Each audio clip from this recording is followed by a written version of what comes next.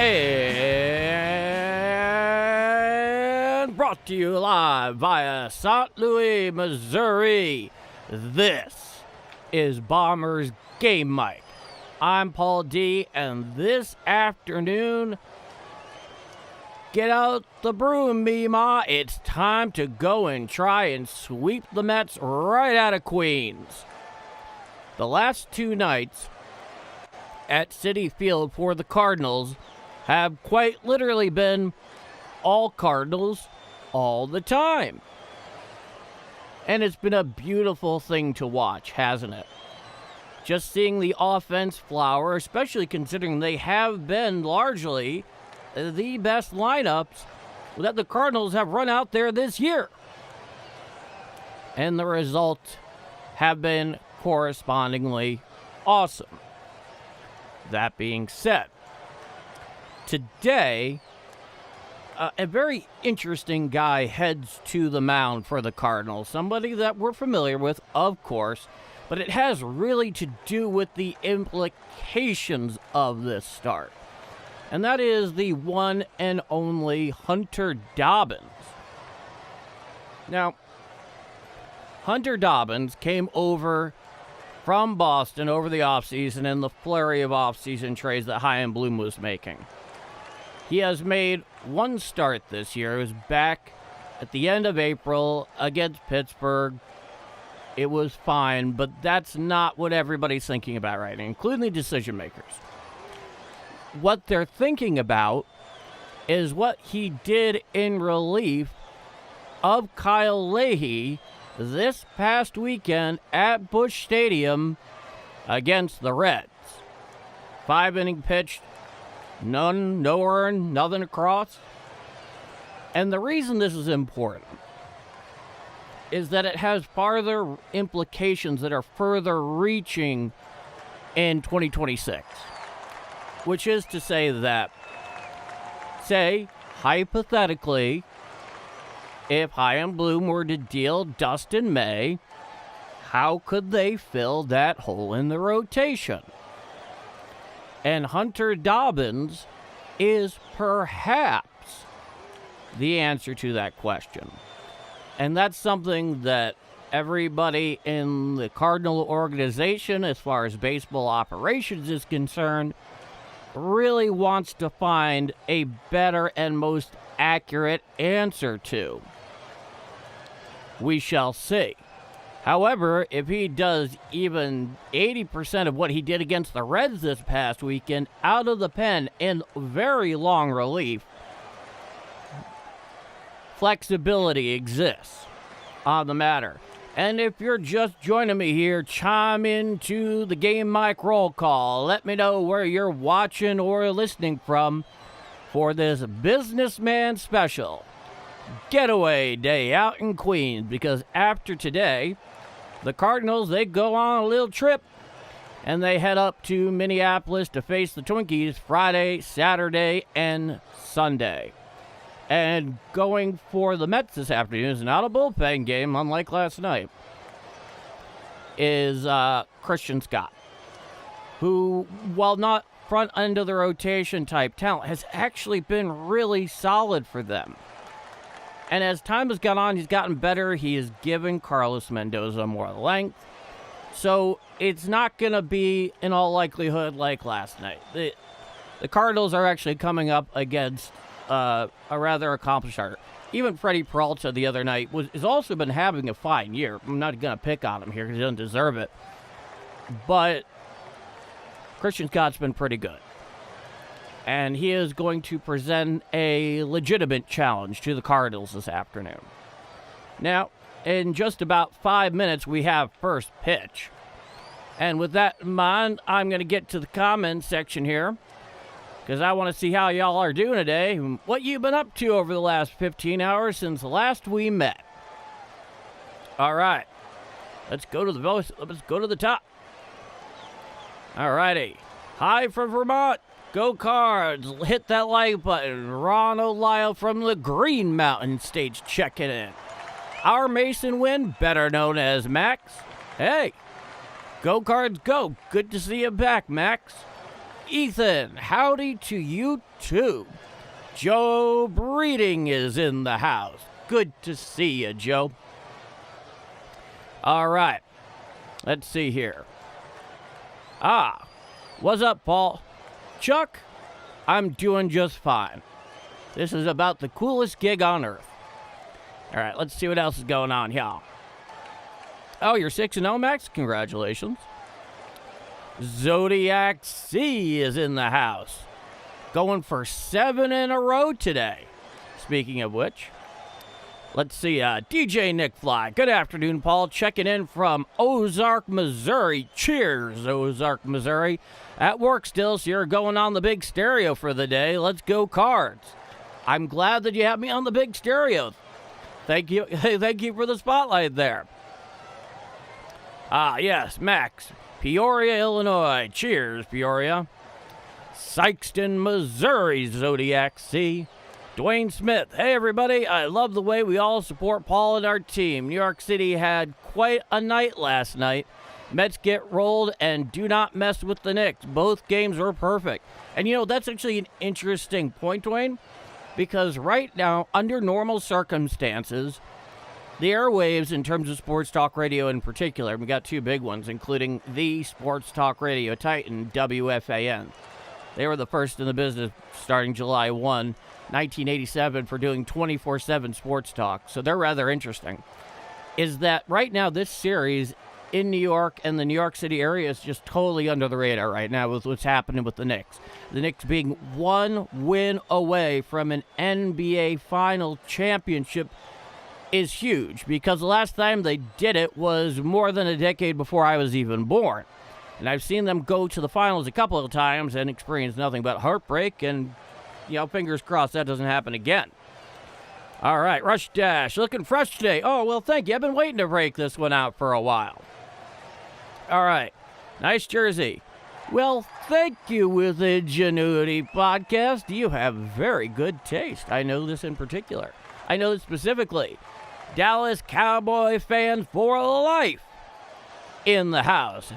Afternoon, everybody, and an afternoon to you too, my friend. They never had Jalen Brunson before, baby. Truer words are never spoken, Zodiac. I mean, I do wish it could have happened under Patrick Ewing. Unfortunately, they kept giving the ball to John Starks, and he kept missing down in Houston.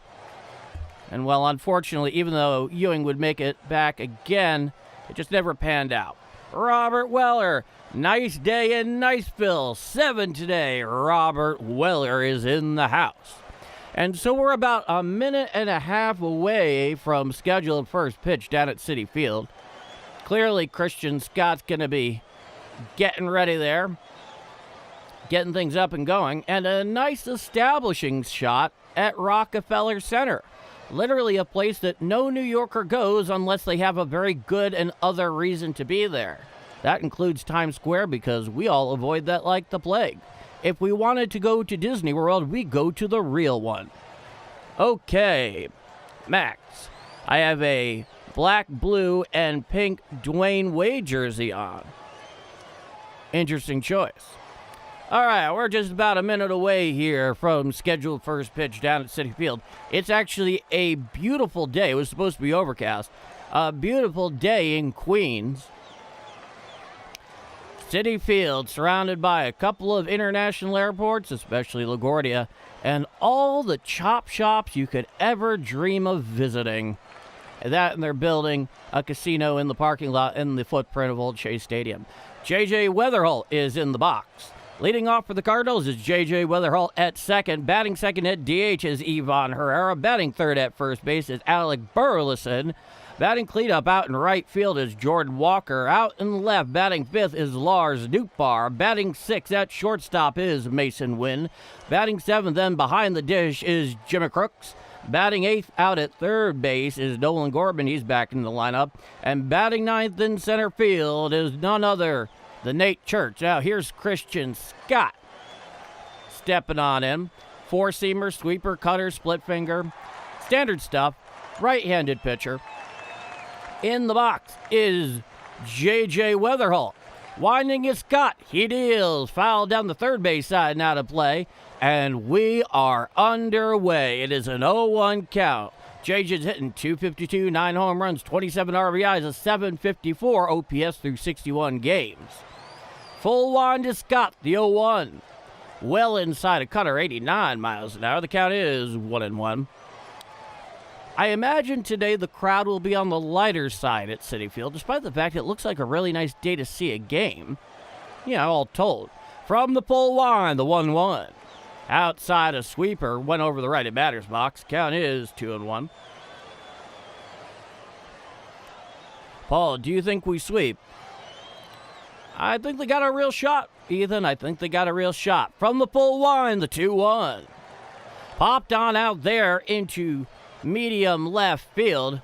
Underneath it is Melendez, and he catches it for the first out of the inning. Juan Soto today is at DH. Melendez is in left. Ewing in center. Benji in right. Beatty at third. Bichette at second. Bichette at short. Simeon at second. Young at first.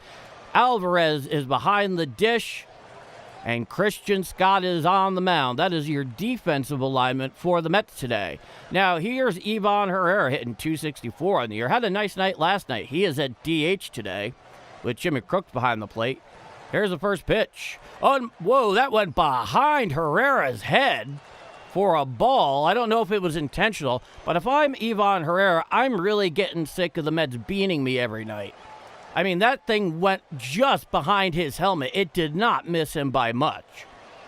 Count is 1-0. I think we're kind of getting to the point here where we're still going to have to do something about this.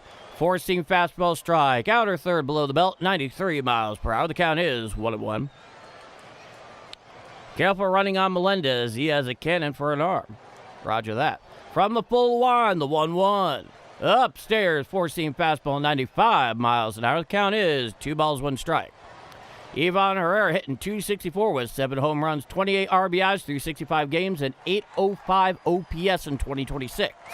Nobody on, 1 out. Here's the 2-1. Fouled straight back, right in on the handles. A four-seam fastball up and in, 93 miles an hour, and the count is even at 2-2. The Mets are wearing their alternate blue tops with New York in the darker hue blue with the orange outline on the letters and numbers, with the standard primary blue ball cap with the orange interlocking NY on the front, and the the white pinstripe pants. Time is granted by the home plate umpire at the behest of Ivan Herrera. Scott was halfway through his windup before he realized time had been called. And of course, the Cards are wearing the gray tops, gray bottoms, red numbers and letters, and the red helmet and cap. A sweeper down and away over the lefty batter's box, 78 miles per hour, and the count is now full, 3 balls, 2 strikes. You know, I don't know if he has played every game, but it's pretty darn close to it, Ethan. Coming behind is Scott. He deals. Swinging strike 3 on the four-seam fastball, down and away, 94 miles an hour. And that'll be the second out of the inning. Had he not swung, that most certainly would have been a called strike 3. Now, here's Alec Burleson, who has hit a home run in each of the first 2 games of this series. He's up with 2 out and nobody on, top of the first inning. Righty-lefty matchup. Scott winds and deals. Head out there to right field, going back, looking up, and it is long gone. A solo home run for Alec Burleson. He puts the Cards on the board, 1-0. Oh, Burley goes well into the upper deck and right at Citi Field. It is an absolute bomb. Ola He easily took him 450 feet to right center field, and the Cardinals have a 1-0 lead. Let's see the pitch. Oh, this was a spinner up. It was a spinner up and in. Burleson absolutely turned on that thing. It was a total no-doubter. You do not expect to catch home run balls where he hit it at Citi Field. Here's the first pitch to Walker. Sweeper strike, outside corner thigh high. The count is 0-1. Upper deck indeed. Upper deck in right field. Here's the 0-1. Hit out to left field. Heading on over to it is Melendez. He makes the catch for the final out of the inning. But not before Burley explodes one off his bat. Gives the Cardinals a 1-0 lead. So after 1/2 inning of play, it's the St. Louis Cardinals 1 and the New York Mets coming to bat. I'm Paul D, and this is Bombers Game Mike. Let's go to the chat. 3 of his last 3 games indeed, Max. What game is this? I think it's 68. I think it's 68. You can actually check in the title for the live stream because I always number it out of 162, so that really answers your question. Okay, now the starting lineups for the Metsies this afternoon. You got Benji out and right leading off. Batting second at shortstop is Bo Bichette. Batting third at DH today is Juan Soto. Batting cleanup at first base is Young. Batting sixth in center field is A.J. Ewing. Batting seventh at second base is Marcus Semien. Correction, batting sixth at second base is Marcus Semien. Batting seventh at third is Brett Beatty. Batting eighth behind the dish is Francisco Alvarez. And batting ninth out in left field is M.J. Melendez. And there's your starting lineup for the New York Mets. Like numbered, Justin Beasley. Good afternoon, chat. Good afternoon, Paul. Checking in on my lunch break. Well, thank you for spending your lunch break with us, Justin. It's great to see you. Rush Jazz, which Cardinals do you think will make the All-Star game? I've been asked this a couple of times. The Fire Phoenix is back. Cheers to the Pacific Northwest. Now, here's Hunter Dobbins. I'll get back to your question in a moment. 1-0 with a 2.77 ERA, 7 walks against 14 strikeouts. Did particularly well in relief this past weekend. 4-seamer, slider, sinker, sweeper, split finger, curve, all the usual stuff. In the box is Benji, righty-lefty matchup. Here's the first pitch from Dobbins. Up and away, 4-seam fastball, 95 miles per hour for a ball. The count is 1-0. I think Jordan Walker is a starter in right field for the National League. Coming one, the 1-0. Out and away, a sweeper for a ball, 82 miles an hour. The count is 2-0. As far as beyond that, it's hard to say as far as starters are concerned because the Cardinals are not getting much national media coverage, hence not much exposure. Here's a 2-0. Strike, slider, outside corner at the knees. The count is 2 balls, 1 strike. Yeah, Jordan Walker for sure. Completely agree, Fire Phoenix. Nobody on, nobody out. Bottom of the first. Here's the pitch. Hit to the left side and just past the dive of Mason Wynn and into left center field. Church picks it up. So Benja has himself a leadoff single here for the Mets. Now here comes Bo Bichette. Bo Bichette hitting 227. Yeah, 227 if you can believe it. Very much underperforming compared to expectations after the large offseason contract he signed in free agency with the Mets. Runner on first with nobody out. Righty-righty matchup. Coming set is Dobbins. Dobbins deals. Just inside a sinker, 95 miles an hour. The count is 1-0. And that really has been the story. 227, 5 home runs, 32 RBIs through 67 games. A 597 OPS this year for Bichette. Here's the 1-0. Called strike, sinker on the outer third at the knees. The count is 1 ball, 1 strike. I thought Cardinals only gained a half game since the Brewers lost to the A's. Well, they would get a full game in that case with a Cardinal win. Here's the 1-1. Hit on out there to left field, going back in front of the wall, looking up, and that is long gone. A 2-run home run for Bo Bichette, and it will give the Mets the first lead of this entire series. And it is now 2-1 New York in the bottom of the first inning. He turned on that one big time. It went over where the old outfield wall, when the place was originally built and open. So Bo Bichette really turns on that one from Dobbins. The Mets have themselves a 2-1 lead. And that was it looked like a spinning slider that was middle. And Bo Bichette did with that what any respectable big league hitter will do.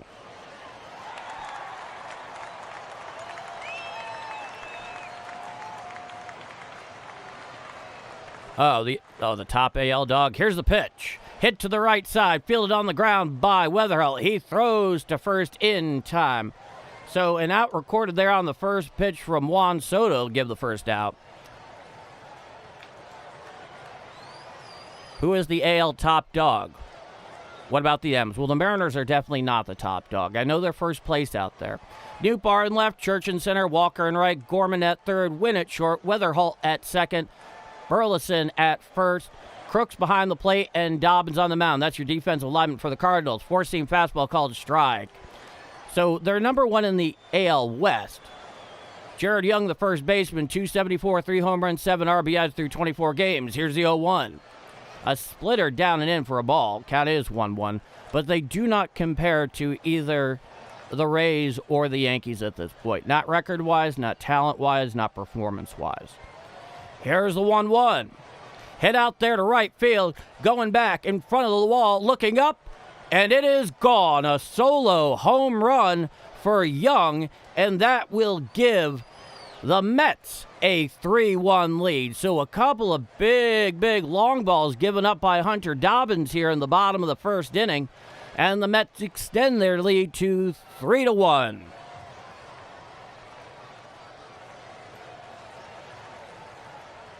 Yeah, that one, once again, it was just out over the plate up, much like what happened with Bichette.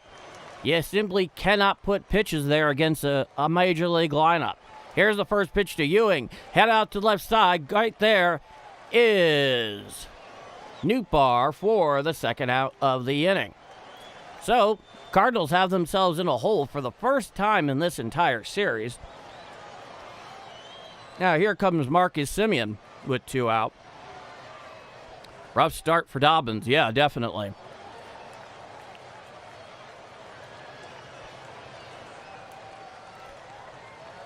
Semien's hitting .219. Here's the first pitch. Strike, four-seam fastball, outer third below the belt. 98 miles per hour from Dobbins. The count is 0-1. Marcus Semien hitting .219. It's a righty-righty matchup. From the full wind is Dobbins, the 0-1. Swinging strike on the curveball, down and away. Swung over the top of that one, 81 miles an hour. And the count is no balls, 2 strikes to Marcus Semien.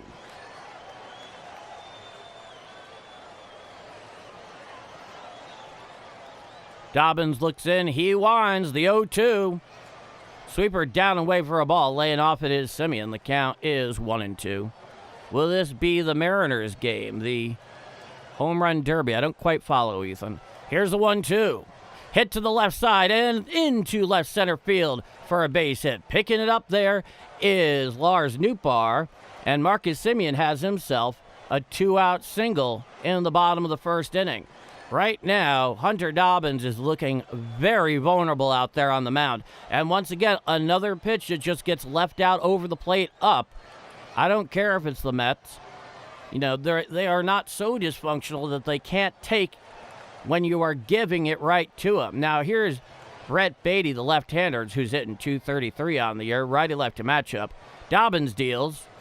Strike, slider, outer, third about thigh high. 88 miles an hour. The count is 0-1. One sub away from 600. Cheers to that.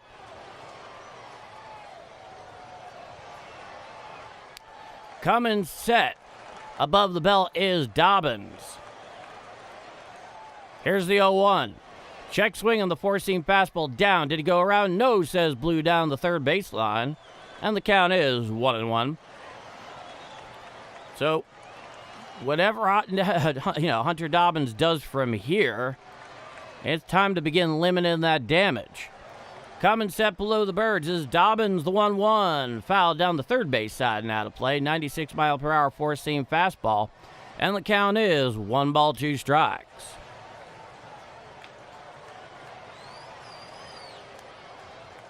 Now, luckily, the bullpen for the Cardinals is rather fresh at the moment. They have not needed to use many arms. Coming set is Dobbins, the 1-2. Splitter down and away for a ball, 92 miles an hour. The count is 2 balls, 2 strikes. So Marcus Semien is at first following his 2-out single to left. Coming set below the Birds is Dobbins, the 2-2. Swinging strike 3. Down Beatty goes hacking for the third and final out of the inning. However, the Mets take their first lead of the whole series. They now lead it after one full 3-1. I'm Paul D, and if you're enjoying my call here of Redbird action, by all means, please do leave a like. I appreciate it greatly, and the channel benefits from it a great deal. Do you want to see more? By all means, hit subscribe. All of us would love to have you aboard. With that said, me here, you there, and this is Bombers Game Mike. Let's go to the chat. Whistle time indeed. Nuke Bar's really dropping. Victor Scott had a higher average, 192. Well, obviously it's a much smaller sample size than Victor Scott. Victor Scott's been on the big league club for almost, if not all of this year, whereas Nuke Bar hasn't even been back for a full week. So I'd be, I go a little easy on the comparisons at the moment. Sample size matters, especially in a game that is defined by failure. So one thing we can never forget about baseball is that if you get every third at bat, 3 out of every 10 at bats a hit or walk, whatever the case may be, slightly higher in terms of walks, of course, you're an all-star. You get 2 out of every 10, you're out of a job. So sample size does matter, however. So I'd be a little quick. I wouldn't be so quick on the trigger. Besides, he has most definitely contributed to a pair of Cardinal victories over the weekend in that sweep over the Reds, and that can't just be summarily dismissed. Okay. Hunter not even going to make it 5. Card's going to have to put up 8 or more to win. Perhaps so. I guess we're going to have to see what Christian Scott has in store on the mound for the Cardinals. But it's a 3-1 lead going to the top of the second inning. It's a righty-lefty matchup. Scott has his pitch. He winds. The first pitch to Dupar. Four-seam fastball up and away, 93 miles an hour. The count is 1-0. Lars Nootbaar's 3 for 18, 1 home run, 4 RBIs in 5 games, a 707 OPS. Here's the 1-0. Strike, four-seam fastball outside corner thigh high. And the count is 1-1. Nobody on, nobody out. Top of the second inning, 3-1 Mets after a big bottom of the first inning. Here's the 1-1. Foul back on a four-seam fastball up and in, 94 miles an hour, and the count is 1 ball, 2 strikes.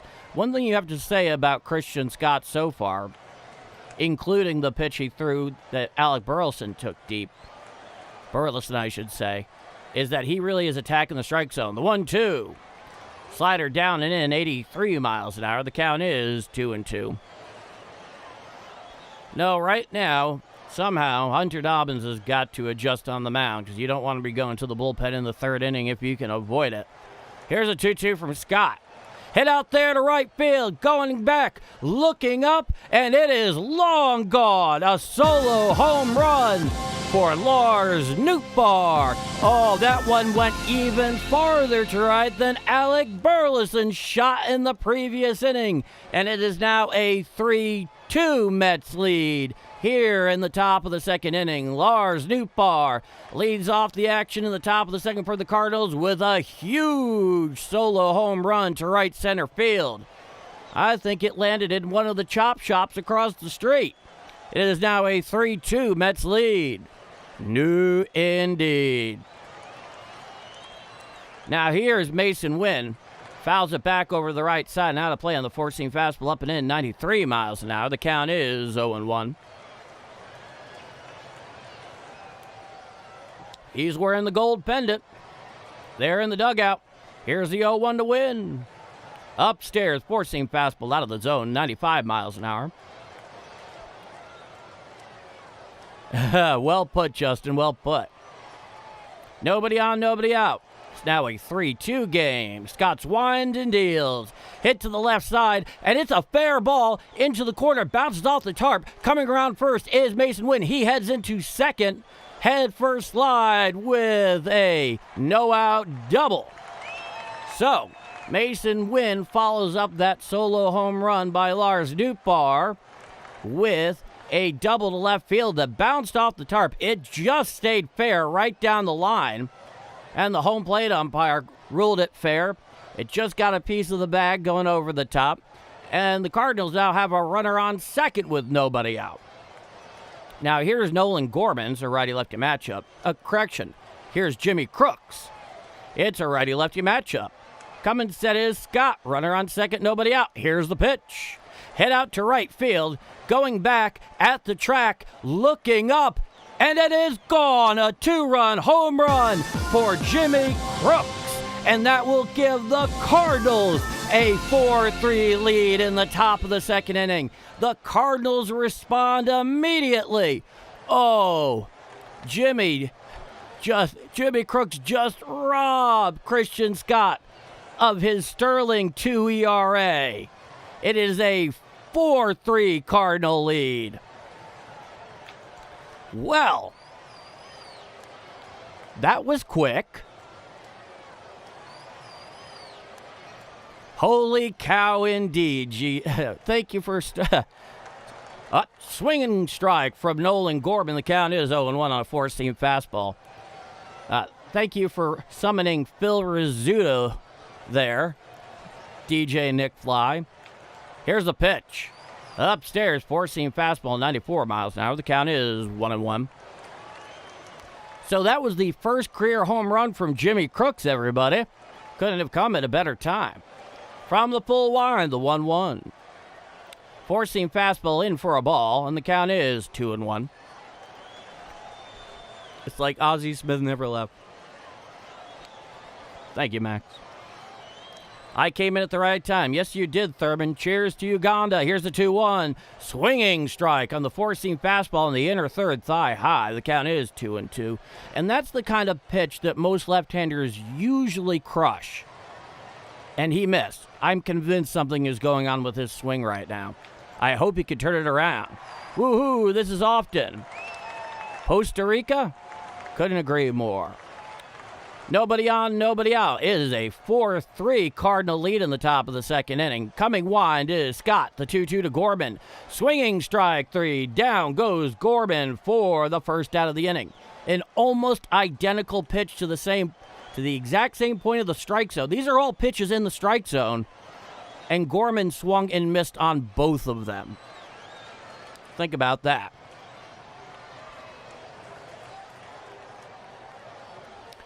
Got to consider taking him out early. Maybe. Here's the pitch. Outside, a four-seam fastball, 1-0. It's Nate Church who's hitting .253 on the year, righty-lefty matchup. Scott's from the full wind. He deals. Up and away, four-seam fastball, 94 miles per hour for a ball. The count is 2-0. Nate Church, .253, 5 home runs, 18 RBIs through 47 games, a .683 OPS in 2026. From the full wind, he deals. Foul back behind the plate, in on the handle. Four-seam fastball in. The count is 2-1.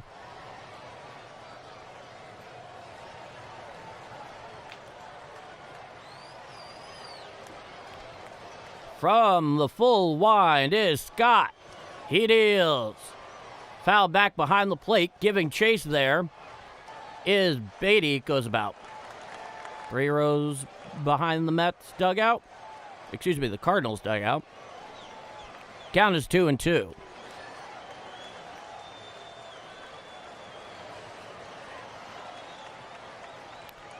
There is nobody on with 1 out. It's a 4-3 Cardinal lead. They just took the lead right back there from the Mets. Once again, a righty-lefty matchup. Here's the 2-2. Hit to the right side, and fair, and down the line. It ricochets off the inlet down right field. Rounding first is Nathan Church, and he slides into second with a 1-out double.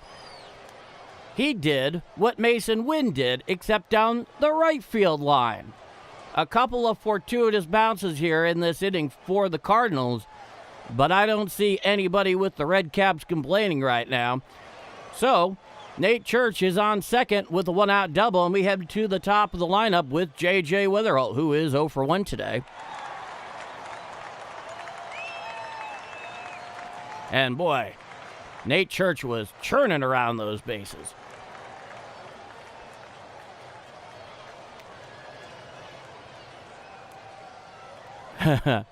White Shadow, I think all of us have that in the back of our mind almost all the time at the moment, unfortunately. And unfortunately for him as well. So it looks like there's a little bit of a powwow going on out there. Camera's trained in on Nate Church catching his breath down there at second. JJ's 0 for 1. 32 pitches for Christian Scott so far. Righty-lefty matchup. He comes set at the stretch. Here's the first pitch. A cutter well in, 87 miles per hour. The count is 1-0. Dude, I had to step out to a delivery to me. I missed 3 Cardinal runs. Way to go, team. Absolutely, Dwayne Smith. I hope your delivery is good. Assuming it's food. Here's the 1-0. Inside a cutter, 88 miles per hour for a ball. The count is 2-0.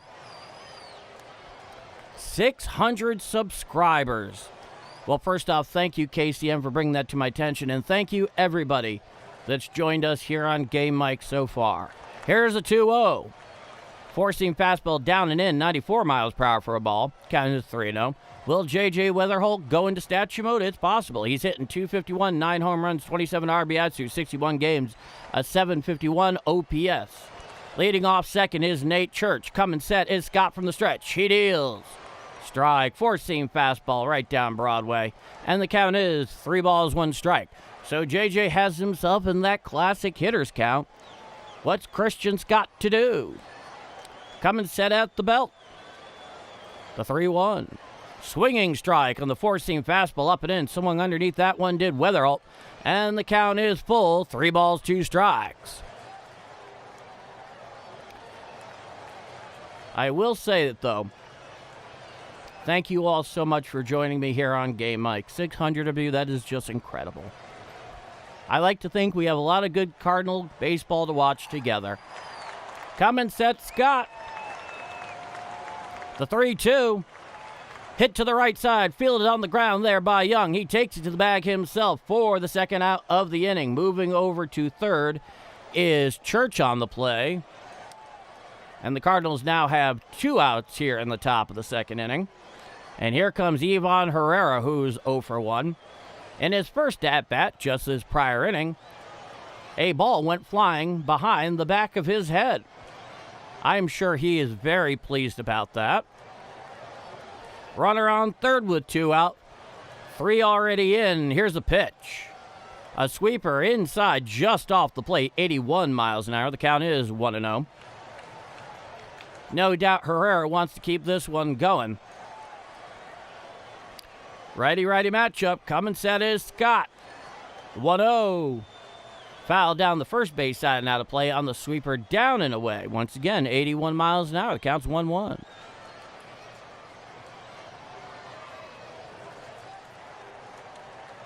Dude, I swear we were from 500 to 600 in like 3 games. You are paying very close attention, Justin. That's exactly what's happened. And it's thanks to you and our other boosters here at Game Mike who have been so quintessential to making that happen. The 1-1. Chopped down the third base side. Fielded deep in the hole by Beatty. He throws to first in time for the third and final out of the inning. But not before a pair of long balls off the bat of Nootbaar, a solo shot, and the bat of Jimmy Crooks, a 2-run bomb, Ola. The Cardinals have retaken the lead It is 4-3, so after 1.5 innings of play, it is the St. Louis Cardinals 4 and the New York Mets 3. I'm Paul D, and this is Bombers Game Mic. Well, Jock, I mean, from your mouth to God's ears, right? Thank you. No, Biloxi is back. Welcome. Good to see you, Scott Reed. Thank you for chiming in. It's been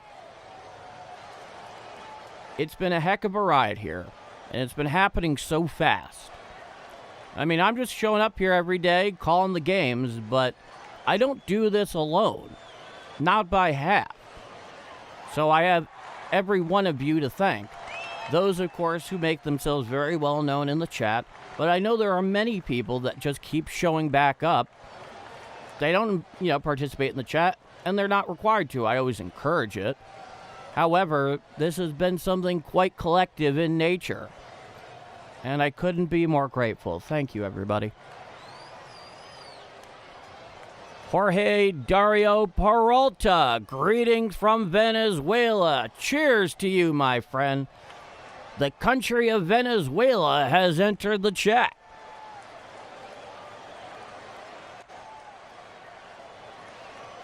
Oh, well, thank you, Max. I really do appreciate it. I'm assuming you're not talking about Mason, but I'll take the compliment all the same. Don't forget to like the stream, everybody. Support D's awesome commentary and stream. KCM you're so interesting because you're a Brewers fan, yet you make plenty of time to watch Game Mic, and I just think that's really cool. I really appreciated you coming back day after day, game after game. Now, here's Hunter Dobbins. He's out for his second frame, and he's going to face Francisco Alvarez, followed by MJ Melendez, and then Benji. So that's 1, 2, 3. Well, rather 8, 9, 1 in the order. Here's a pitch. Sinker strike, outside corner at the knees to the righty Francisco Alvarez.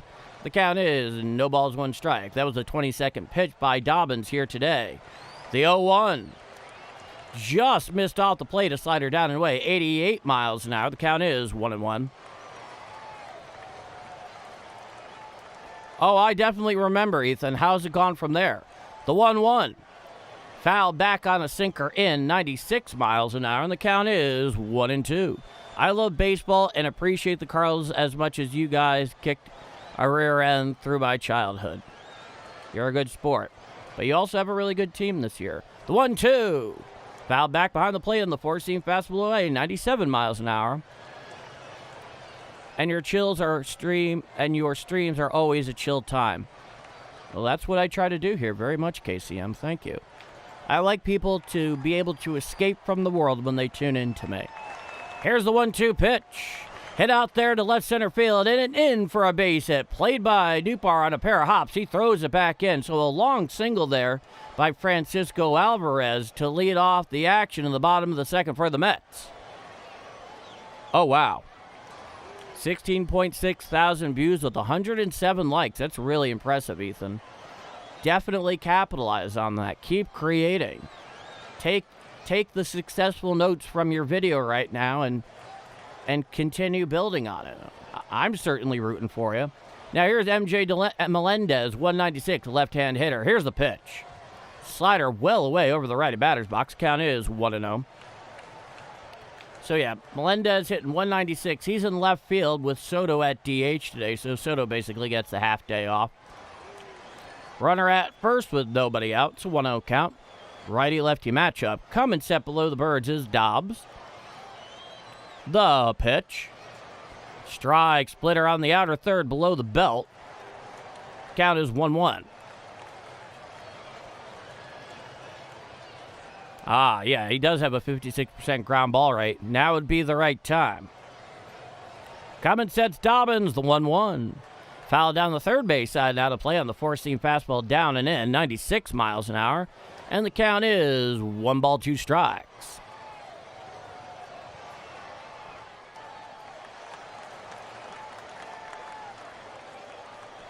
Oh, that's interesting, Ethan. 4 home runs, 11 RBIs through 42 games for Melendez. Here's the 1-2. Curveball down and in the dirt. The count is 2-2.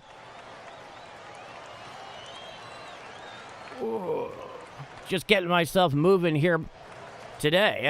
This is a day game after a night game, not just for the Cardinals, but for yours truly as well. Coming set below the Birds is Dobbins. The 2-2. Just missed with a four-seam fastball in the outside corner, 97 miles an hour. The count is 3 balls, 2 strikes. Runner on first with nobody out. It's a full count. The lefty Benji, today's right fielder, is on deck. Coming sets Dobbins. The pitch. Swinging strike 3. Down goes Melendez for the first out of the inning. That's the second strikeout today for Dobbins. No, Ethan, that is incredible. It really is. And you should be very proud of it.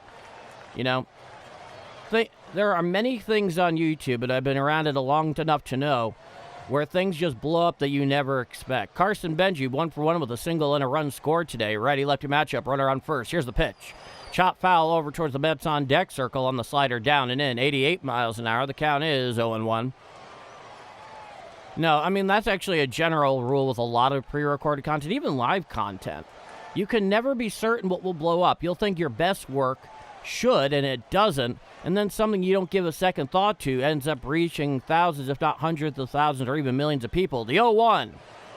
Curveball away over the righty batter's box. The count is 1-1. I have seen this happen to myself, not just with Game Mike, but more generally speaking, many, many times. Coming set, the 1-1. Foul down the third base side now to play the four-seam fastball away. The count is 1-2. John Georges. Paul, I appreciate seeing our flag in the background. Go Cards. Well, of course, but it's a very specific type of American flag. If you look at it closely in the pattern, you will notice it has less than 50 stars. I'll get to the rest in a moment. Coming sets Dobbins. The 1-2 to Benji. Down and in for a ball, a slider. The count's 2-2. So all the flags, and there's one over there that's slightly out of frame at the moment. It's actually the Canadian Naval Ensign, which was the de facto national flag for Canada prior to 1965 with the full maple leaf. That American flag has 48 stars. The 2-2. Check swing. Did he go around? Yes, says Blue down the third baseline for the second out of the inning. So a pair of strikeouts to get the first and second outs for Dobbins here in the bottom of the second. Now here comes Bo Bichette, who in his first at-bat, if you remember, hit a 2-run bombola to left center field, very, very far from home plate. Yeah, all the flags behind me. I'll get to the rest in a moment. All right, here's Bo Bichette, righty-righty matchup. Runner leads off first. Here's the pitch.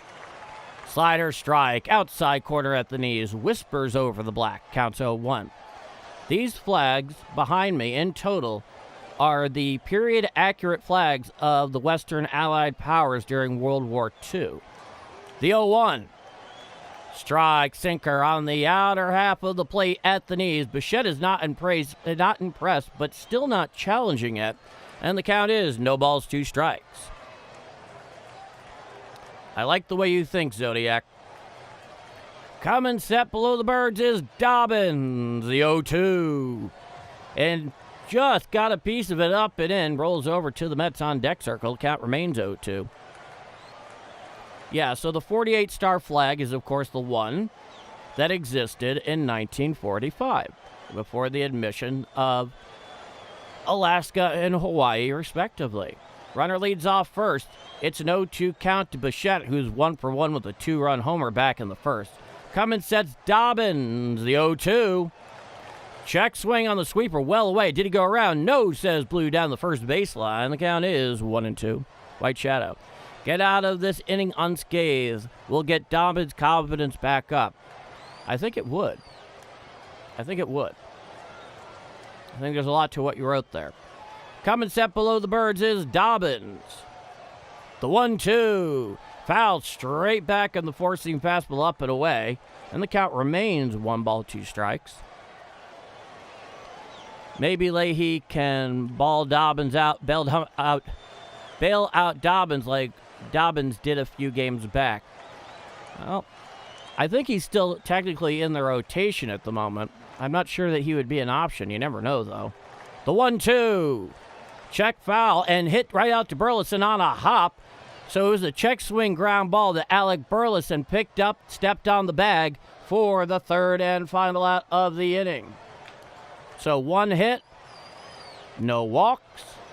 Rather, no runs, one hit, no walks, one left on. After 2 full innings of play, it is the St. Louis Cardinals 4 and the New York Mets 3.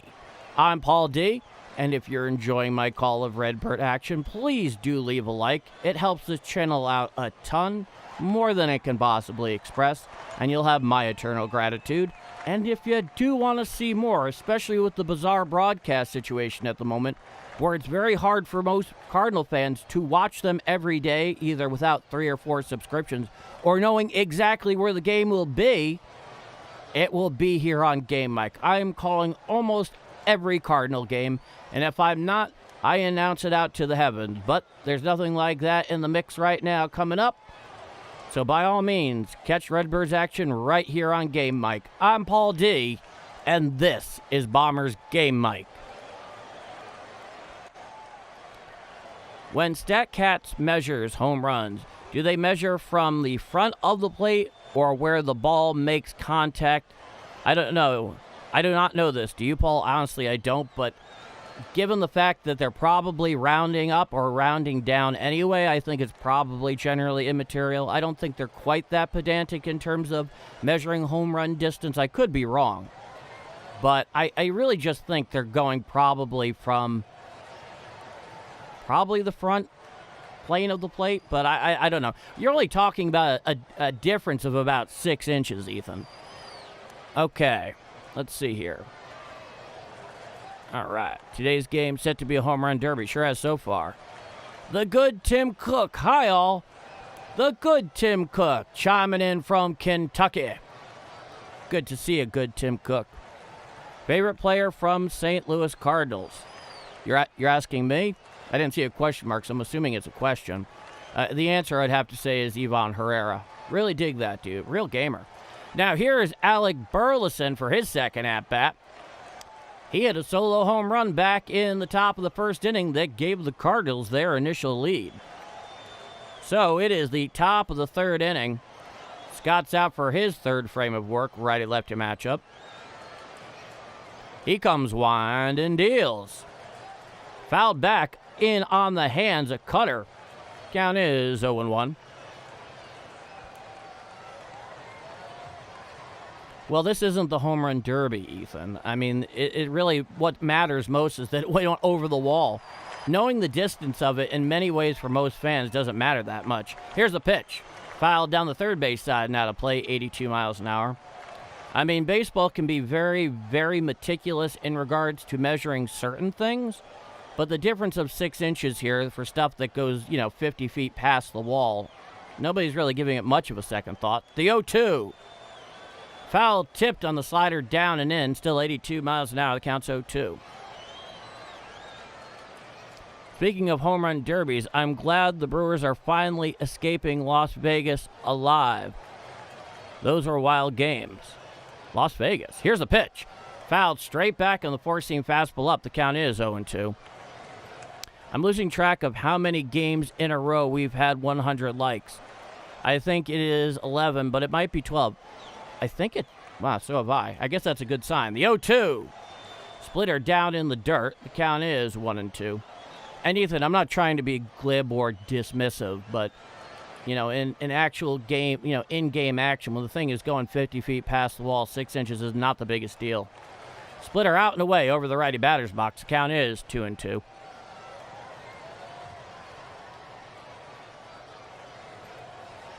It's a problem that I have, partially in thanks to you, Justin Beasley. The 2-2. Foul down the third base side and out of play on the cutter up. Counts 2-2.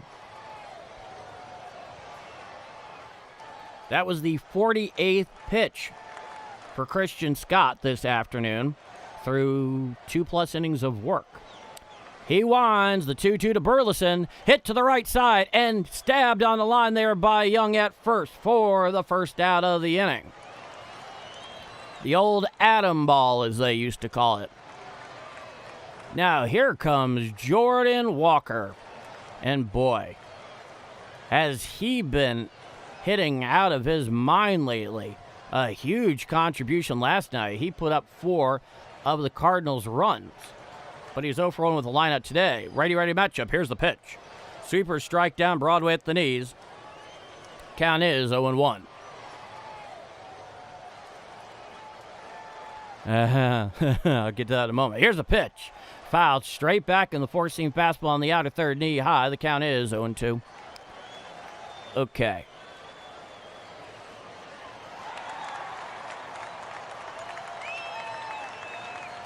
Time is granted by the home plate umpire at the behest of Jordan Walker.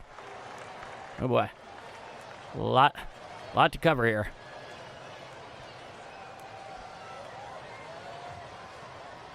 Okay, yeah, Zodiac. Lying about distance at Wrigley Field. The 0-2. Swinging strike 3 on the sweeper away for the second out of the inning. If we have noticed any hole, either in mechanics or approach for Jordan Walker, is that he definitely has a propensity to swing and miss on breaking balls down and away, sometimes even chasing them. It's a minor thing in the big picture because he's adjusted incredibly well. But generally when he's striking out, it's on that pitch. Here's the first pitch, Newbar. Cutter down and in for a ball. Counts 1-0.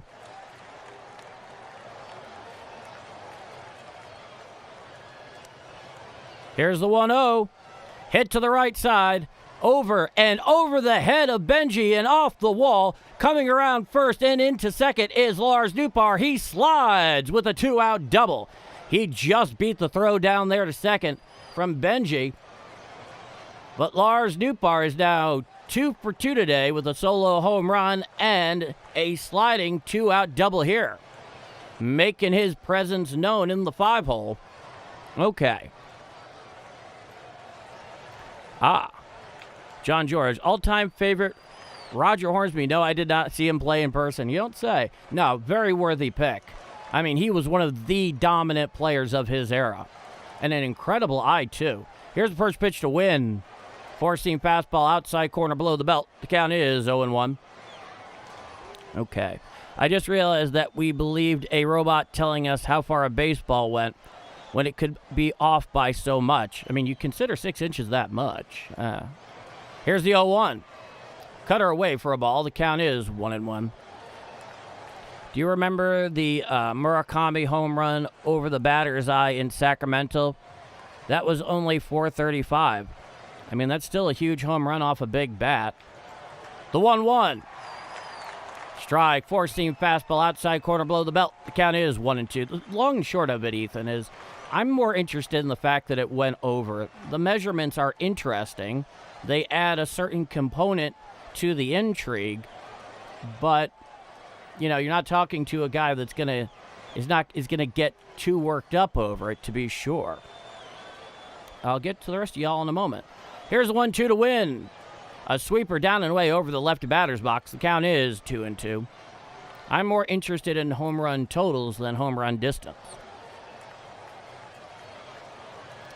Mason 1 for 1 with a double and a run scored. Coming set at the belt is Scott. He deals. Swinging strike 3 for the third and final out of the inning.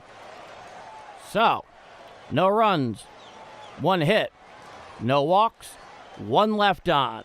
We head to the bottom of the third inning. It is 4-3 Cardinals. I'm Paul D, and this is Bombers Game Mike.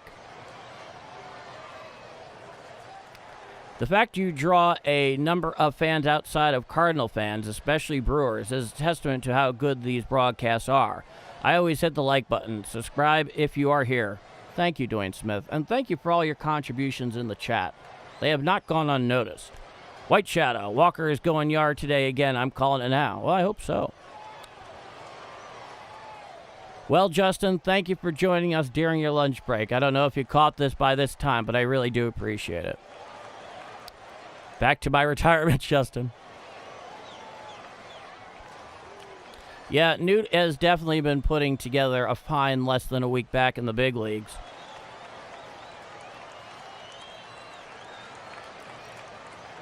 Okay. What kind of pitching could the Cardinals get for a Lars Nootbaar trade? That's actually really interesting. I mean, that is a contextually relevant question because it's going to very much depend on his performance between now and when he would presumably get traded, which would be somewhere, I imagine, in the vicinity of August 3rd. And the team and how desperate it is to stay in the standings. Let's put it this way. I can't give you a definitive answer in terms of a specific package. What I can tell you is under those particular circumstances, there's definitely a team in contention who will overpay for him. I hope it doesn't get to that point because the Cardinals, I hope, are still in contention, and they have him under control for 2027, assuming there's a season to be had there. Hope the Phillies beat the Brewers ace on Friday. Oh, yeah. Now, here's the first pitch to Soto. Curveball strike, inside corner at the knees. Soto is not happy about having a chat there with the home plate umpire, but he doesn't use an ABS challenge. My feeling is don't complain unless you have an... Oh, he did challenge it.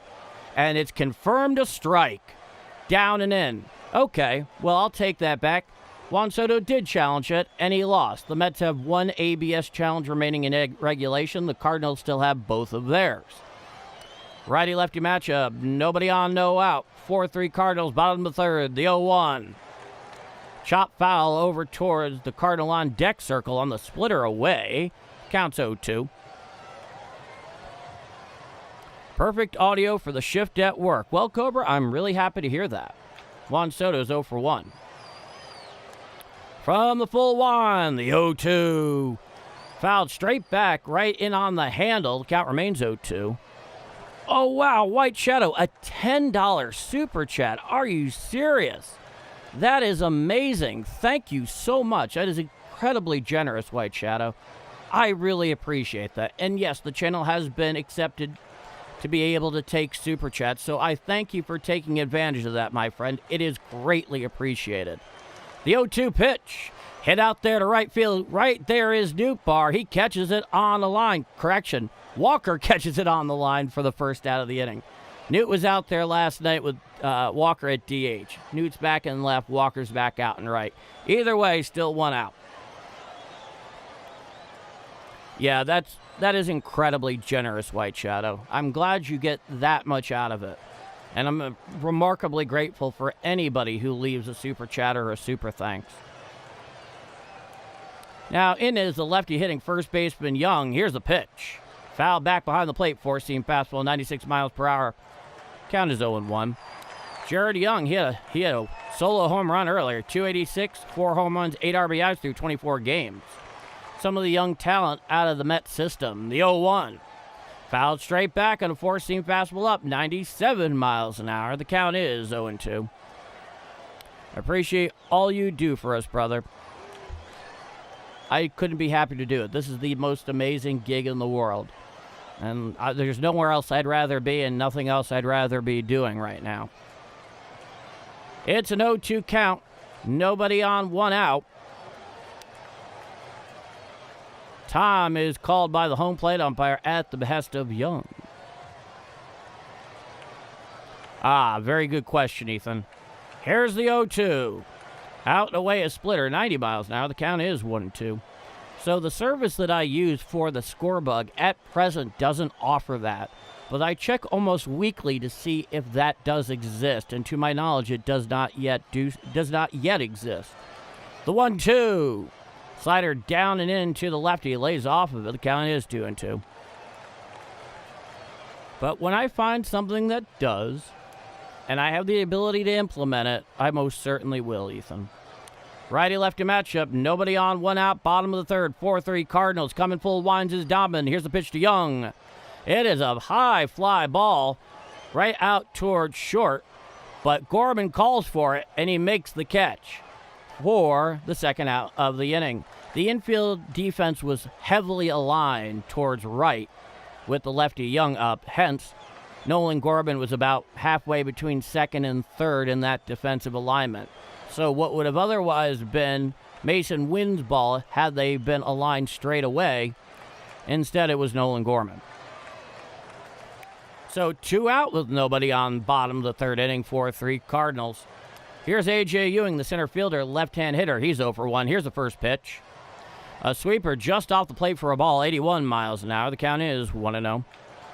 Lars Nootbaar, one of the Cardinals' top catching prospects for Spencer Strider. Is that crazy? Once again, it's contextual. Here's the 1-0. Fouled straight back on the four-seam fastball up and in. The count is 1-1. Let me put it to you this way. If we get to the end of July and the Cardinals are still in the standings like that, you know, I think ownership and the front office would be, you know, collectively stoned verbally. Here's the pitch. Splitter down and away for a ball, and the count is 2-1. Because that would be a narrative that would be so hard to shake off, which is to say, these Cards were in complete contention, and they take one of our main offensive pieces and one of our good outfielders. The 2-1, hit to the right side, and down the line, into the corner for a base hit. Rounding first is Ewing, heading into second with a stand-up 2-out double. So, runner on second with 2 out. Basically, the idea is this. If the Cards are there at that time, you can trade a Dustin May and get away with it. You can trade a Jojo Romero and get away with it. You go and you trade Lars Nootbaar, who's under control for all of 2027, mind you, and you're still in the standings. Right now, I mean, it would basically be PR suicide. Because how are you going to justify it, ultimately? Here's a pitch. And it's popped up behind the plate, giving chase and looking back, and it's well behind the seats. Herrera gave it a little bit of a few-step chase, but realized it was well out of play. But the long story short is this. You still have them under control next year, assuming there's baseball. And if the Cardinals are still in contention, these people need to sell tickets, too. I mean, you got to remember that part. So I'm not really thinking about that at this point, so I don't have a great answer for you. The 0-1. Swinging strike on a four-seam fastball outside corner, 97 miles an hour. The count is 0-2. However, what I would say, though, is if you do end up trading Nootbaar, I want a bigger package than that. I want multiple high-level prospects in a position where teams in contention will overpay. Slider down and away for a ball. The count is 1-2 to Marcus Semien.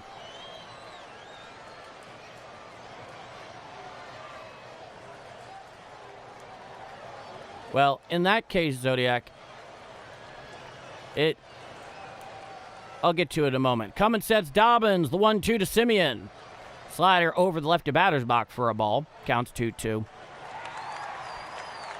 I would want major league ready talent, I think is the fair thing to say. So while I can't give you specific players for specific player, I can tell you what I'd want that to include. And I would want a high minor league, almost major league ready talent. Hit to the right side. Fielded there on a hop by Burleson. Takes it to the bag himself for the third and final out of the inning.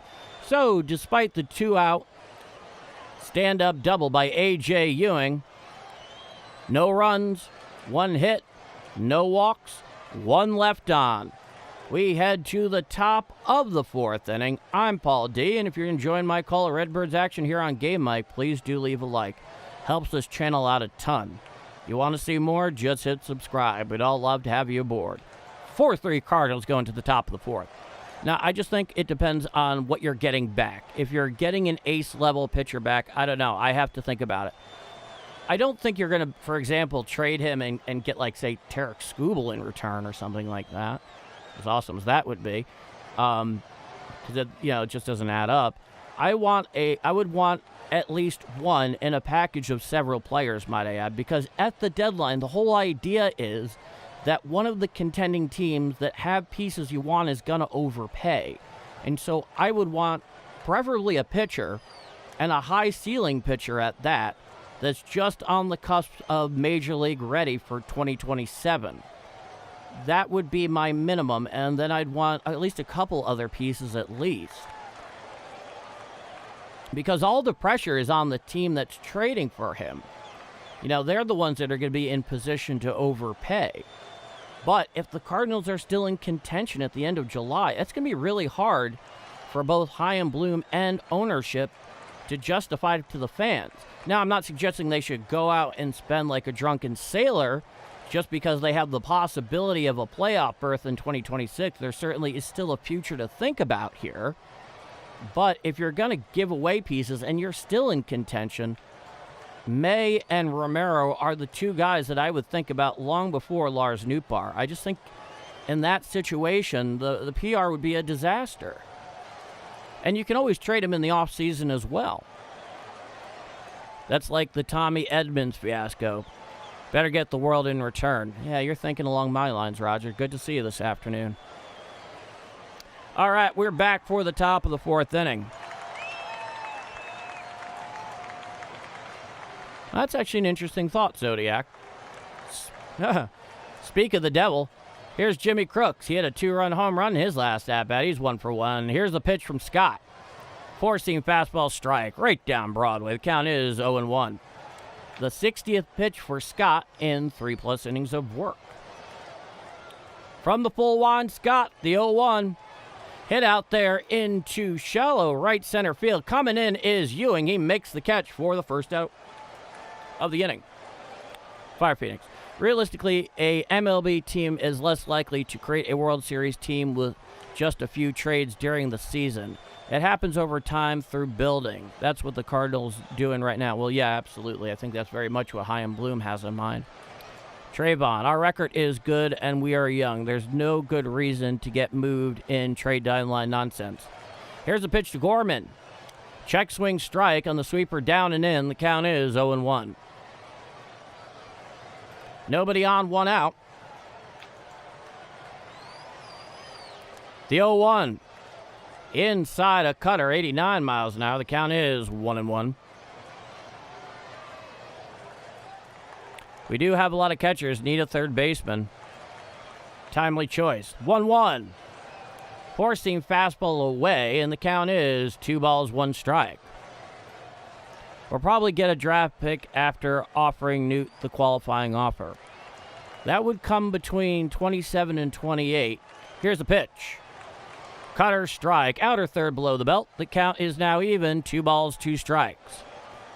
I'm surprised with starting pitcher May. I thought he was going to be our weakest starter. He's turned it around a big deal. A great deal. Righty-lefty matchup. Scott winds the 2-2. Swinging strike 3 on the four-seam fastball up and in for the second out of the inning. You can tell Gorman is pressing here because that was a pitch that was almost up against him, going right past the birds on his jersey. He swung underneath it. Nolan Gorman is pressing hard right now, and it's not pretty. Now, here's Nate Church, 1 for 1 with a double earlier. He is up with 2 out, no aboard. Here's the pitch. Swinging strike on the four-seam fastball up and away, 95 miles an hour. The count is 0-1.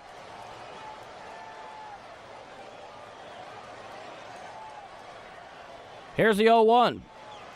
A splitter away, 83 miles per hour over the righty batter's box. The count is 1-1.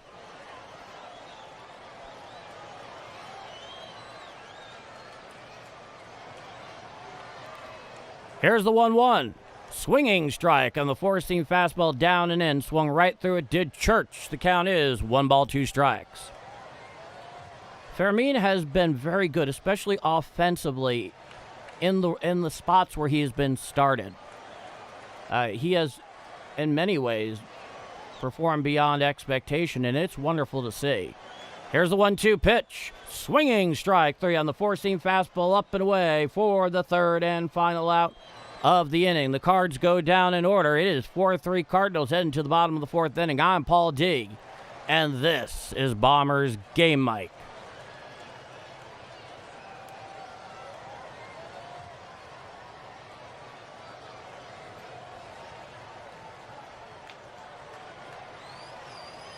One moment, folks.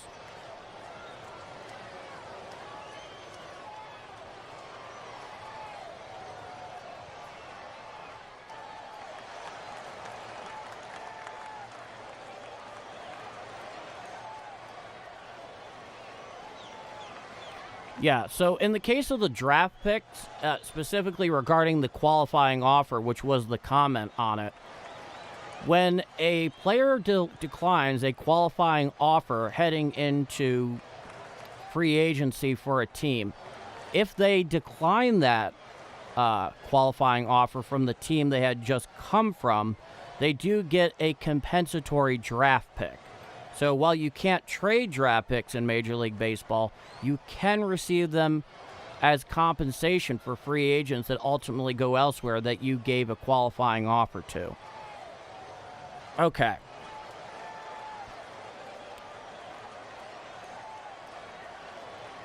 Okay.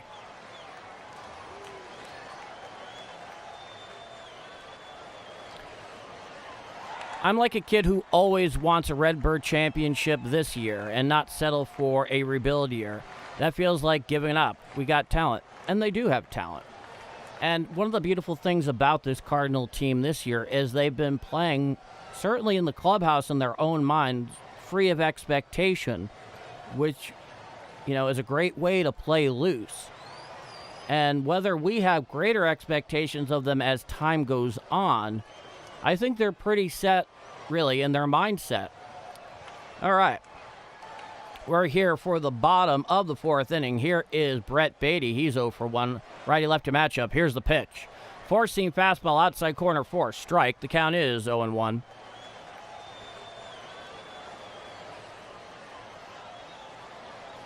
Winds and deals. The 0-1. A splitter down and in, 88 miles an hour. The count is 1-1. Yeah. And we got a number of good years from Michael Wacha at that. The 1-1 pitch. Chop foul down the first base side and out of play on the slider. Down and in. The count's 1-2. Well, I don't look to jinx Hunter Dobbins. Ever since the first inning, he seems to have settled down some. And that can't come a moment too soon.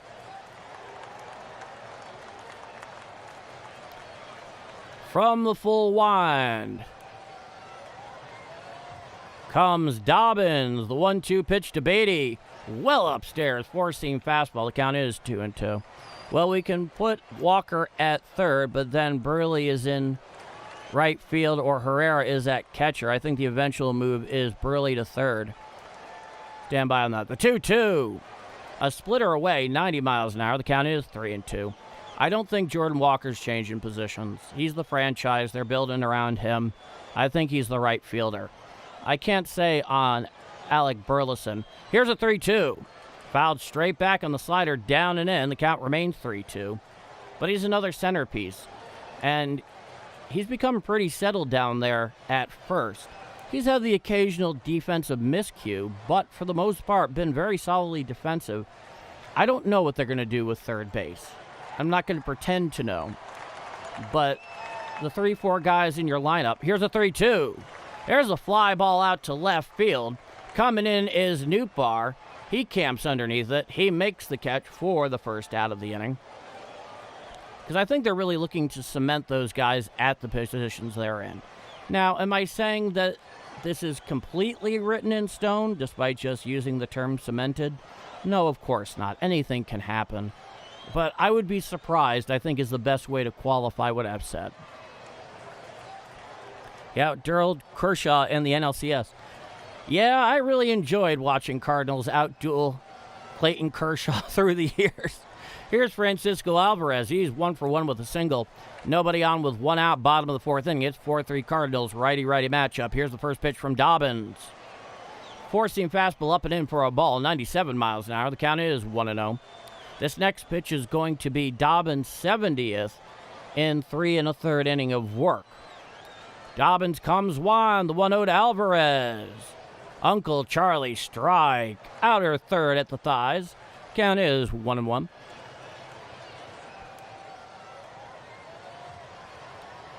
He winds the pitch. Swinging strike on the slider up and in, 90 miles an hour. The count is 1-2.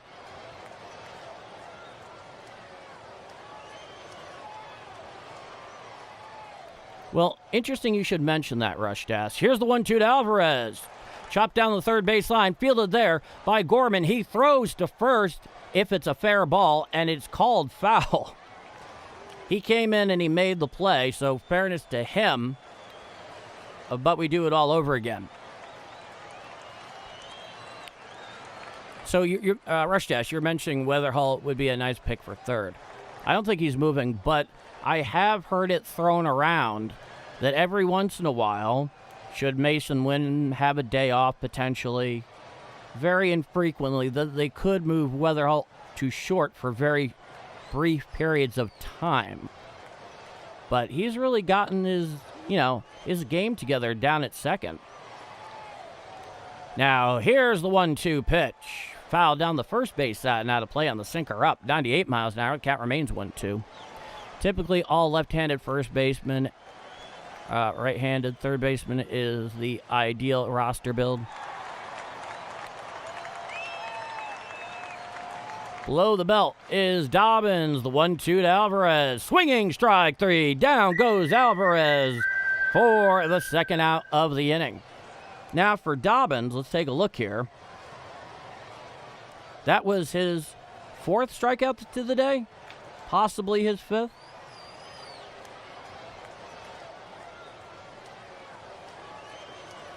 All right.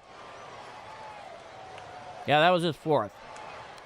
Now here's MJ Melendez. He's 9 in the order. He's out in left field for Soto today. Here's the pitch.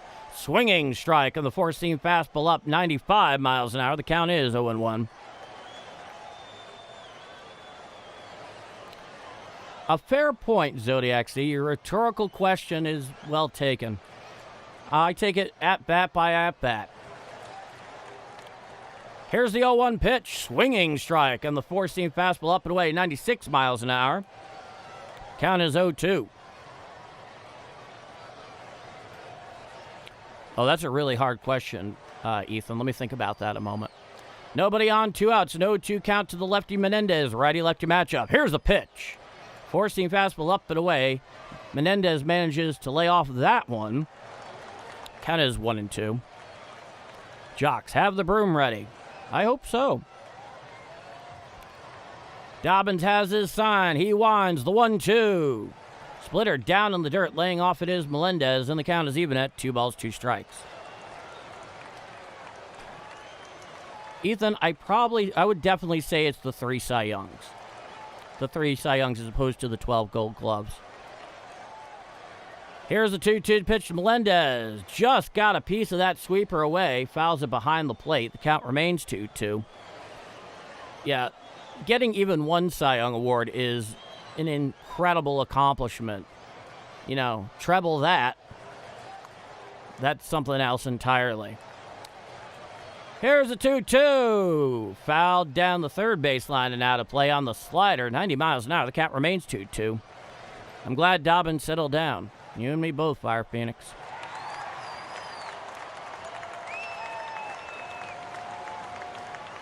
And yeah, Reese, the argument that longevity has to be factored in there is plenty fair. Here's a 2-2. Hit to the right side, fielded on the ground. No, it gets past J.J. Weatherall into right field. Picking it up is Walker, and Melendez has himself a 2-out single. As J.J. was ranging over to it, it just hopped beyond his grasp. I thought for sure he was getting to it. He did not. And MJ Melendez is on first. Now here's the leadoff hitter. Benji, the right fielder, he's 1 for 2. Runner on first with 2 out. Dobbins from the stretch. He deals. Curveball away and out over the righty batter's box. Count is 1-2. Excuse me, 1-0. But no, Reese makes a fine point. There is a longevity factor that does need to be factored in there. But there's also one other component to that for the Gold Glove. Coming set below the birds is Dobbins. He throws back to first. Melendez just gets back with the head-first slide. Just beat the pickoff move there. But one of the things that's interesting about the Gold Glove, and fans of baseball will know this over watching many years. Boy, that was close. He may very well have gotten him.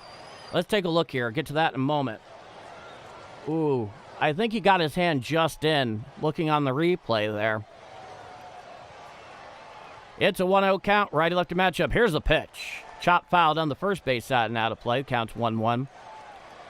But for baseball fans that have been watching a long time, you'll notice that certain guys at certain positions, and sometimes when it comes to Gold Gloves, can kind of coast on reputation for almost years at a time.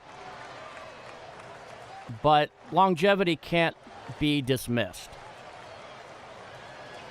Coming sets Dobbins, the 1-1, up and away, four-seam fastball out of the zone, 95 miles an hour. The count is 2-1. Herrera's a good first baseman. Burley's better, but Burley at third seems most logical because we would rather have Church in as fourth outfielder. Here's a 2-1. Foul down the third base side and out of play on the splitter down and away, and that evens out the count at 2-2. Well, ultimately, Brian Fisher, there is something you mentioned in there that I think is very important to consider, is what happens with Ivan Herrera, say Jimmy Crooks pans out, who is a far better defensive catcher than he overall, despite a few pass balls in his first week or two. Swinging strike three. Down goes Benji for the third and final out of the inning. How about that? No runs, one hit, no walks, one left on. We head to the top of the fifth inning. It is 4-3 Cardinals down at Citi Field. I'm Paul D. If you're enjoying my call of Redbirds action here on Game Mike, please do leave a like. It helps this growing channel out a great deal, and I sure appreciate it. You want to see more? By all means, hit subscribe. We'd love to have you aboard. With that said, 4-3 Cardinals go in the top of the fifth. Yes, whistle time indeed, Justin.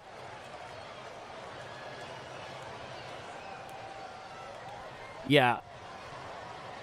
12 Gold Gloves is a long time. And the players you mentioned, Jock, I mean, they're basically swimming in them. But winning just one Cy Young award is a mammoth task. To do it 3 times is remarkable.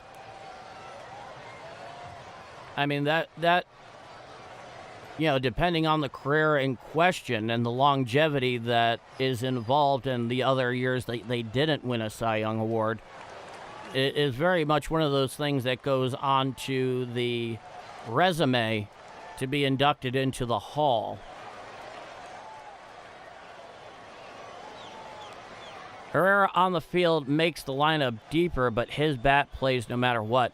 I wonder, honestly, if in time he doesn't become more or less a full-time DH, which, if you've watched National League Baseball all your life, that may sound like a sin in motion. But I wonder that, and I've been wondering that for a long time. So J.J. Weatherholt's going to lead off the action in the top of the fifth inning. Speak of the devil, followed by Herrera, and then Alec Burleson. Here's the first pitch. Hit down the left field line and out of play, and the count is 0-1.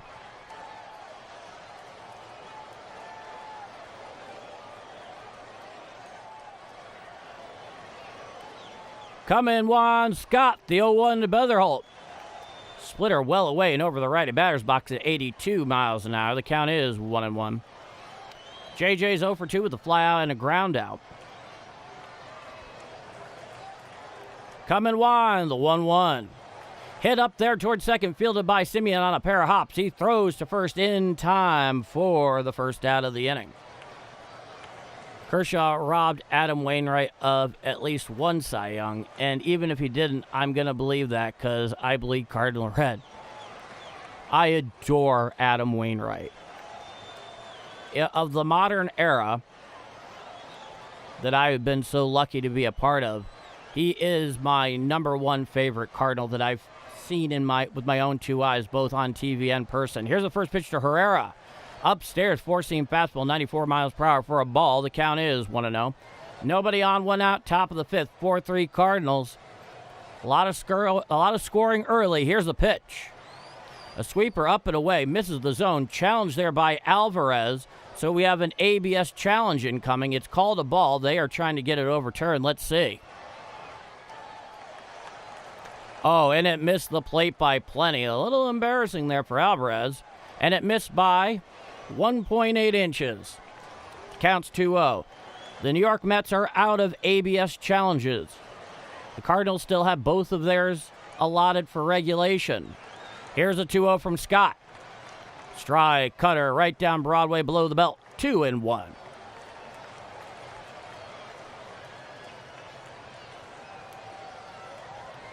Scott has his sign, the full wind, the pitch. Inside a sweeper off the plate, 79 miles an hour. The count is 3 balls, 1 strike. Time is granted by the home plate umpire at the behest of Ivan Herrera, who's 0 for 2 with a strikeout and a ground out. Oh, Jock. That is a story that has been told with others as well. Here's a 3-1. Four-seam fastball down and away for a ball, so Ivan Herrera works a 1-out walk here in the top of the 5th.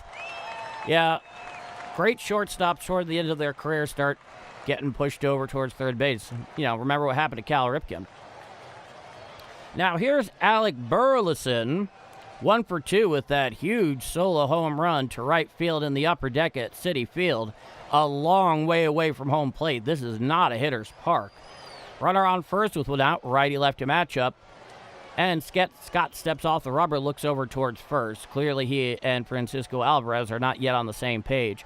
78 pitches for Scott in 4 1/3 inning of work. Herrera leads off first. Coming set above the belt is Scott. Here's the first pitch. Just missed with a sinker on the inside quarter, 90 miles an hour. The count is 1-0. Alec Burleson, 1 for 2 with the solo job. 292, 11 home runs, 48 RBIs, and 848 OPS. Coming set is Scott. The 1-0. Strike, sweeper, outside corner, thigh high. Bit of indigestion, I apologize. The count is 1-1. I say Church's 4th outfielder because Baez looks eminent. Eminent or imminent? I could go with either, really. Coming set is Scott. Here's the pitch. A sinker down and away, 91 miles per hour for a ball. The count is 2-1. I think right now, as far as Baez is concerned, they don't think he's ready yet because of too many swings and misses, but he's really tearing it up down there. Here's a 2-1. Swinging strike on the cutter, upstairs and away, and the count is even. 2 balls, 2 strikes.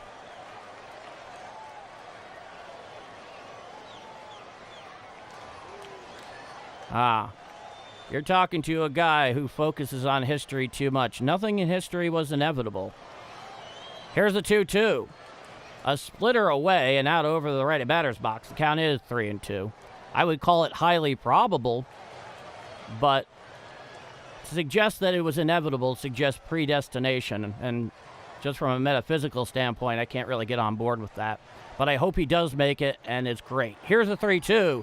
Hit to the right side and foul on the cutter in, so the count remains 3-2.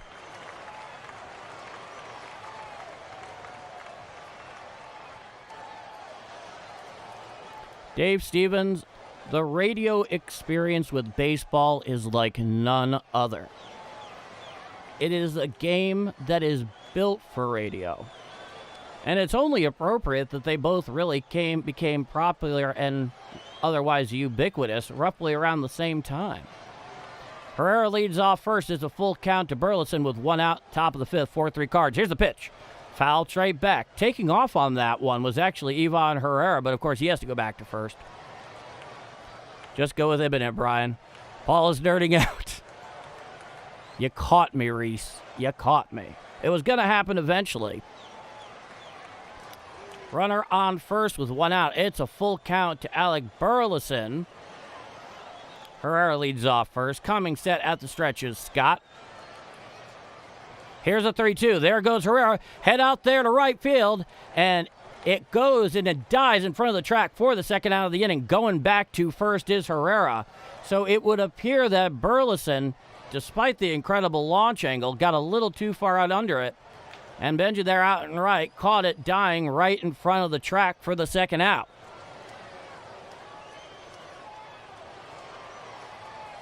History was evitable. Point well taken, Dwayne. So there's a little powwow there out in the mound with Christian Scott.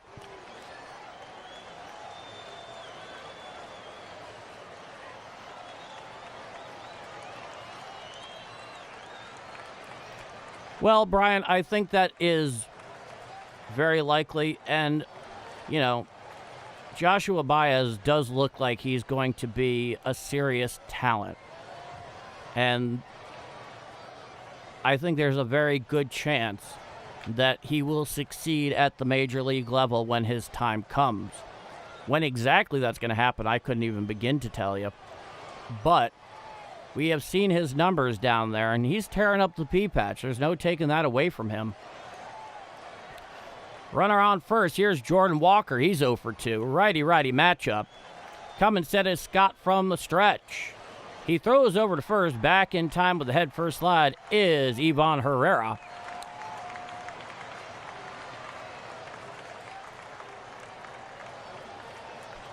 Well, let's see, Jock. Let's see. We shall see. Here's the pitch. Well inside. Four-seam fastball, 93 miles an hour. The count is 1-0.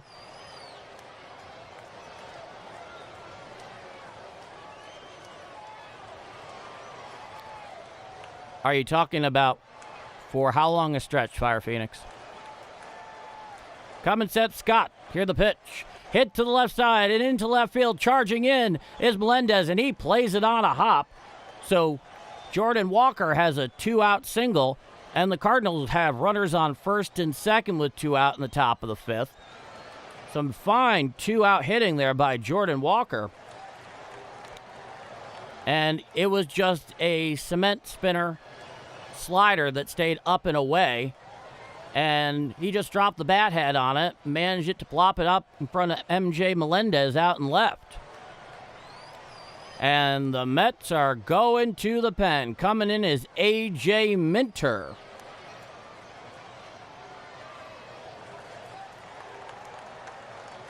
So they're going with the lefty here out of the pen,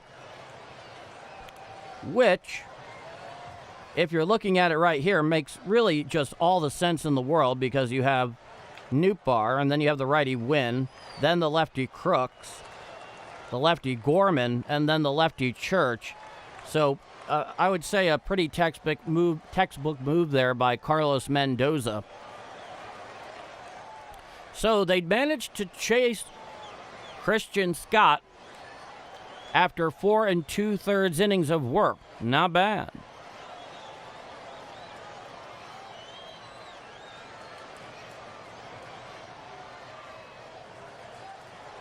That's actually a very, very good analogy, Reese. You know, it's interesting because when you're talking about Aaron Judge, we all know him very much as a right fielder, but he's actually a very capable center fielder.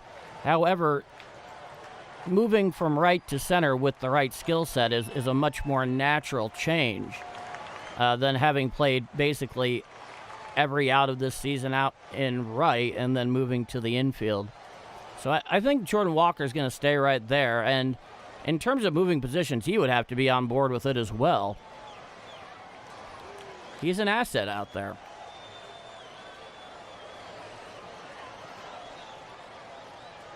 But no worries. I think that's actually a very good analogy. I like that a lot.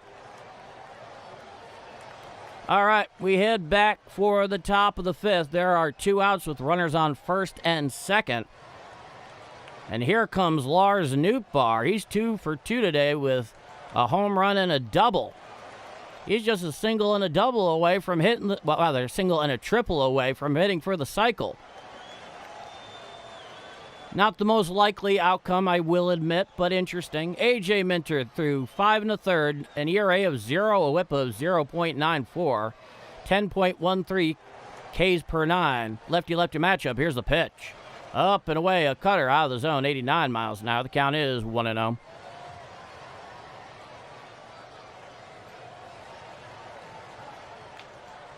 Seems like we got a bit of a debate going on there in the comments. Coming sets Minter. The 1-0 to Nootbaar.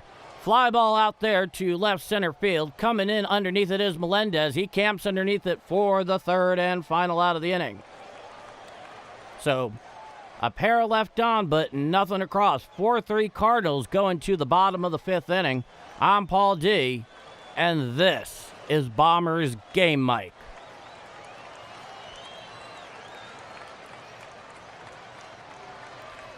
And that's a fine point, Zodiac.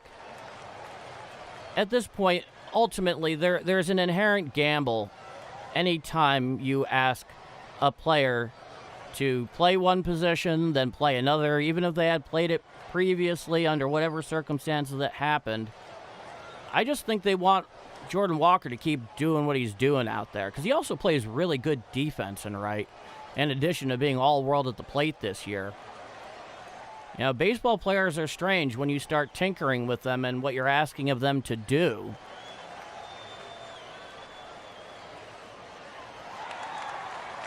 Also, the other day, a lot of folks were asking why Blaze Jordan was moved over to first down at AAA Memphis. And the best answer I could call up with a bit of research is that he's less of a defensive liability at first. Make of that what you will.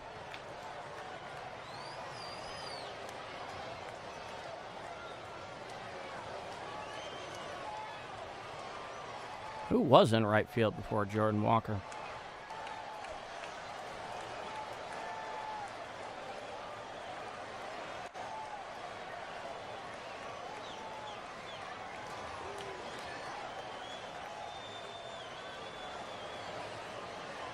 Well, Lars Nootbaar played out there for a while.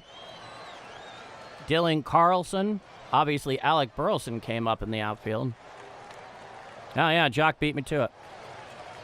All right, Hunter Dobbins, 4 innings pitched, 7 hits, 3 runs, all earned, no walks, 5 strikeouts. He's out for his 5th inning of work. He comes wind.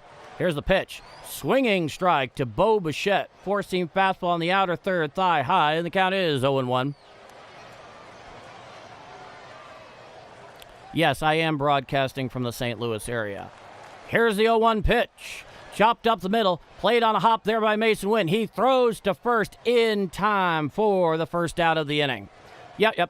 I'm here in St. Charles, so very much in the area. Donovan was versatile. Birdsley is versatile. Tatis Jr. is versatile. Even Walker's versatile. The question is likelihood. You know, what's the likelihood here? And Marmol is going to the pen, so Hunter Dobbins is getting the hook after 4 1/3 innings, bringing in the lefty Justin Brule to face Juan Soto, then the lefty Young, then the lefty A.J. Ewing. So once again, a pretty textbook move here by Ollie Marmol. Yeah, I'm really glad, Reese, they didn't give up on him. I mean, I think in some ways he was probably a bit rushed to the big leagues. But the fact that the guy is only 23 years old. I mean, I know what we saw Albert do when he got called up, but he's one of the exceptions. And he's really just pulled it all together here. It's been such a pleasure to watch.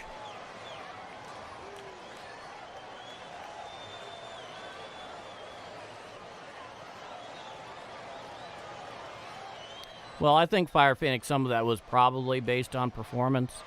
The fact of the matter is he's every day now. And still, 23 years old is a young age to be up in the big leagues and in your 3rd season, no less. So really, I just sit back and take the amazing baseball he provides us. Marble. Yep. Okay, Fire Phoenix. So we await the pitching change. Justin Brule is coming into the game to get the succession of left-handed hitters due up in the Mets lineup. And it's probably not a bad idea, considering it's only a 1-run game. Offensively, things have slowed down quite a bit since the first 2 innings for both teams.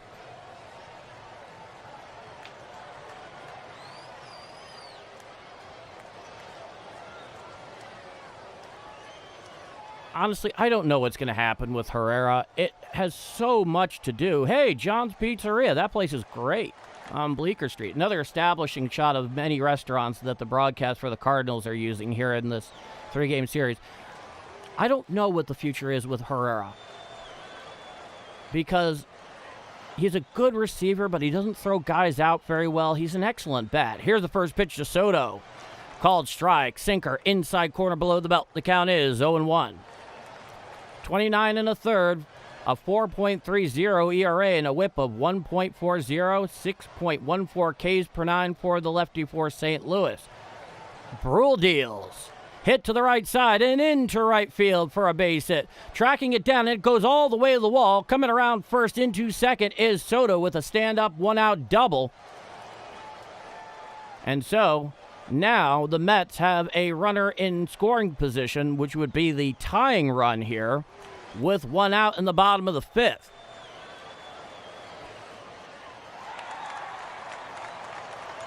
Let's put it this way. If you were ever to get rid of Herrera, I would expect quite a bit back. I think ultimately he will probably get surpassed by a stronger defensive everyday catcher that does have, far more offensive prowess. But I think he should stay. Here's the first pitch to Young. A sweeper strike right down Broadway, thigh high. The count is 0-1. So Juan Soto is at second after the one-out double. Now here's the first baseman, Young. Another lefty-lefty matchup. Coming set is Brule. He deals. Sweeper down and away out of the zone, 78 miles an hour. The count is 1-1. Well, Soto is going to Soto, pretty much. He is very good. We have seen this now for so many years for such a young man. Coming sets Brule. He deals. Hit to the right side and into center field for a base hit. Coming around first is Juan Soto. In comes the throw, and he is safe as the ball gets away there from Jimmy Crooks, and that will be an RBI double for Young, and we are all tied at 4 with one out.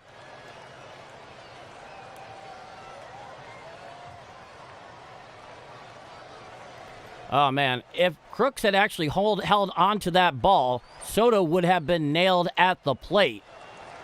So hold it against Crooks if you wish, because it was not only if he got it in, he should have gotten it. It got to him on a perfect hop, and he just missed it with his glove. Here is the lefty Ewing. A sinker inside for a ball. The count is 1-0.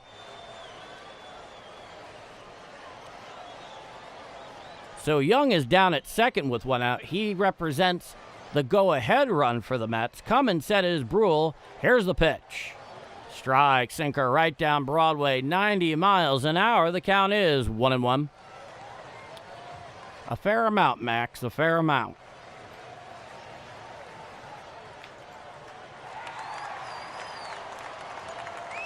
Back into the box is A.J. Ewing. He's 1 for 2 today.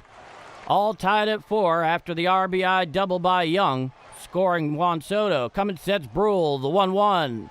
He goes down to second. He tries to pick him up, and back in time is Young. It was ruled a ball. The count is 2-1. That was kind of a gutsy throw there by Jimmy Crooks. That is not usually the pickoff throw you see a catcher make, with a guy on second trying to get back to the bag. Oh, well, thank you so much, Gabe. Yeah, I figured it was time to break this one out, the old BP jersey. Coming sets Brule. Here's the 2-1. Swinging strike on the sweeper away on the outside corner. 78 miles an hour, and the count is now 2 balls and 2 strikes. That run, scored by Juan Soto, of course, is charged to Dobbins, so 4 earned runs on the day. Coming set is Brule. Actually, correction, it is not. Here's the pitch. Sweeper, strike 3, down swinging for the second out of the inning. Fine job there by Brule to get A.J. Ewing. No, of course, Juan Soto in this case is most definitely charged to Brule. He got on because Brule was intentionally brought in to face him with nobody out. We all have our lapses.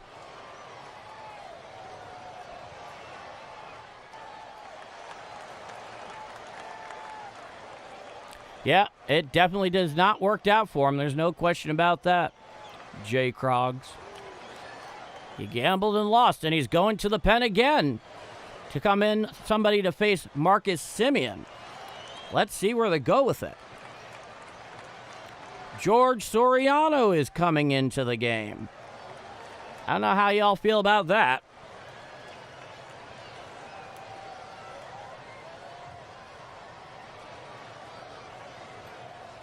I enjoyed the whistle this time. Not a big fan. Do elaborate, Jock.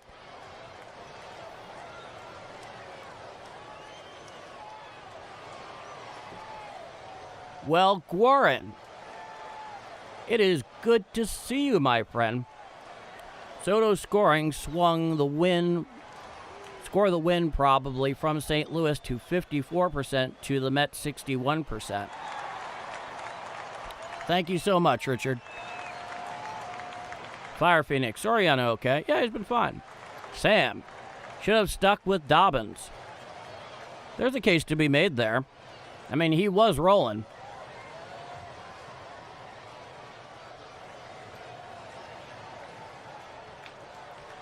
Honestly, Andreep, I think what Marmol was thinking, outcome aside, is that he had, 3 lefties in a row or something like that? And he wanted to try to leverage the advantage.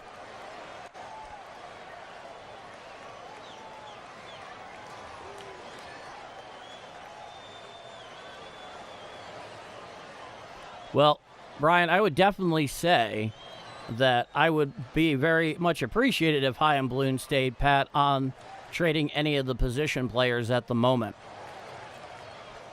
Now, here's George Soriano in 28 games, 26 in the third inning pitch, a 3.08 ERA, a whip of 1.18, and 7.86 Ks per 9. He has a ground ball percentage of just a little under 50%.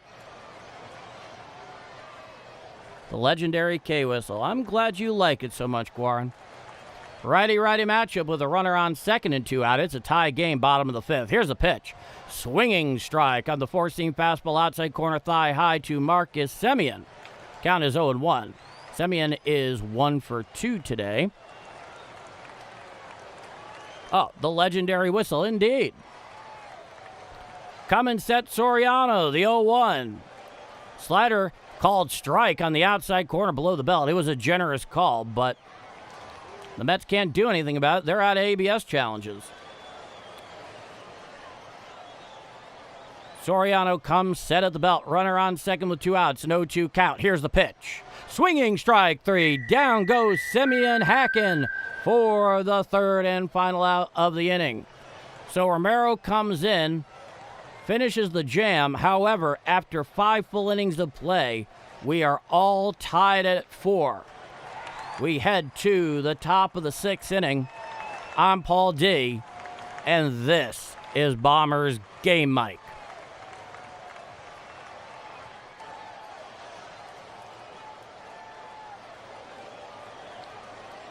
Well, Jay Krog's, you're not wrong. I'll tell you that. You're not wrong.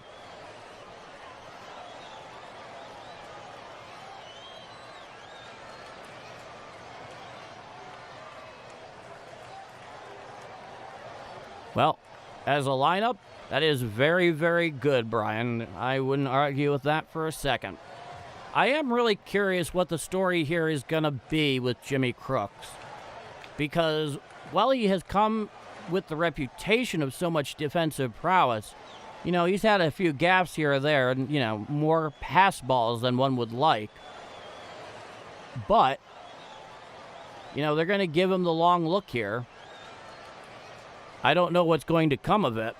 Every time I see him in the lineup, I'm always very curious to see. I wonder how Jimmy's going to do today.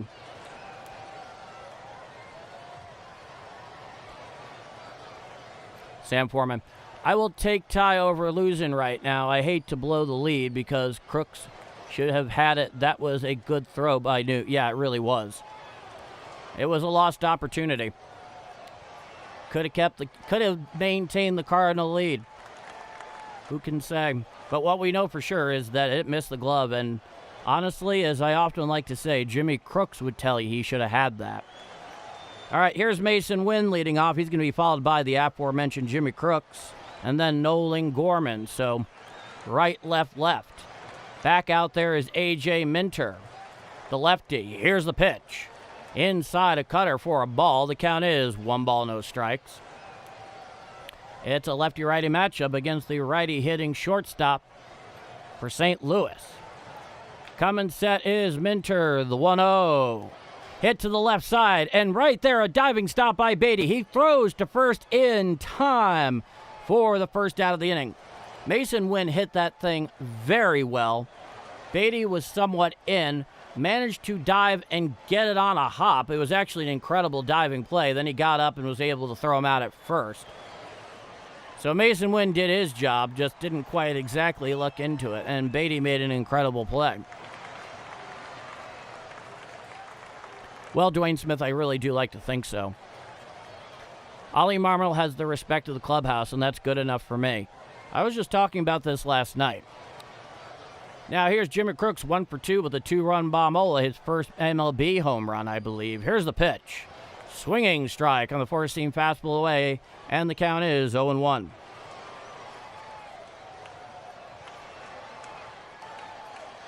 Actually, it's his second Major League home run. Correction, my apologies.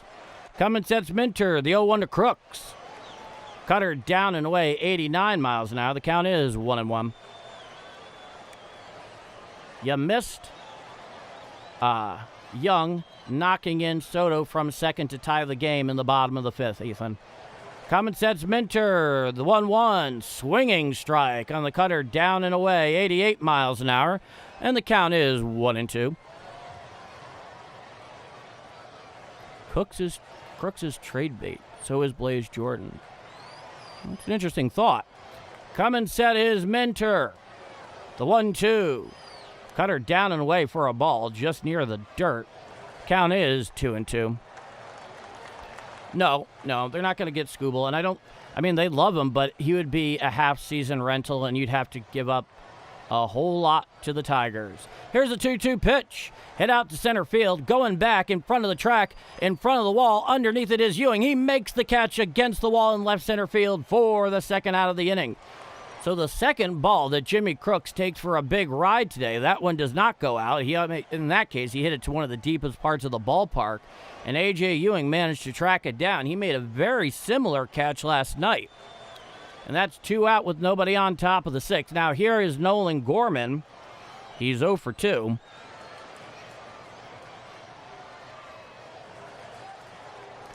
Coming sets Minter. It's a lefty-lefty matchup. Nobody on, 2 out. Here's the pitch. Swinging strike on the fastball upstairs. 93 miles an hour. Swung underneath that one, did Gorman. 0 for 2 with a pair of strikeouts. 195, 7 home runs, 26 RBIs. A 601 OPS for Nolan Gorman this year. The 0-1, hit to the right side, and foul, and just foul. Absolutely just foul. It broke just wide of the bag in foul territory going down the line off the bat of Gorman, and the count is 0-2. When you're going rough, Hammy explores. Let's go, Gorman. Yeah, let's get some positive energy towards the man. He needs it right now. Minter comes set. Alvarez is setting up way high. Here's the 0-2. Four-seam fastball well upstairs, 92 miles per hour, just as Alvarez was advertising. The count is 1-2. Coming sets Minter. The pitch. Foul back behind the plate on the cutter in. Count remains 1-2. Oh, boy. Woo. Like I almost pulled a muscle there. Nobody on, 2 outs. A 1-2 count. Lefty-lefty matchup to Nolan Gorman, who's 0 for 2. Coming set is Minter. The pitch. There's a fly ball out to center field. Going back a few feet is Ewing. He's camped underneath it. He squeezes it for the third and final out of the inning. 1, 2, 3, go the Redbirds. We head to the bottom of the 6th inning.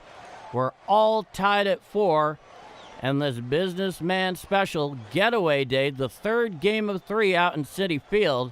The Cardinals are fighting to extend their winning streak to 7 and hopefully sweep, but they definitely have a lot of work ahead of them at this point. With that said, I'm Paul D, and this is Bombers Game Mike.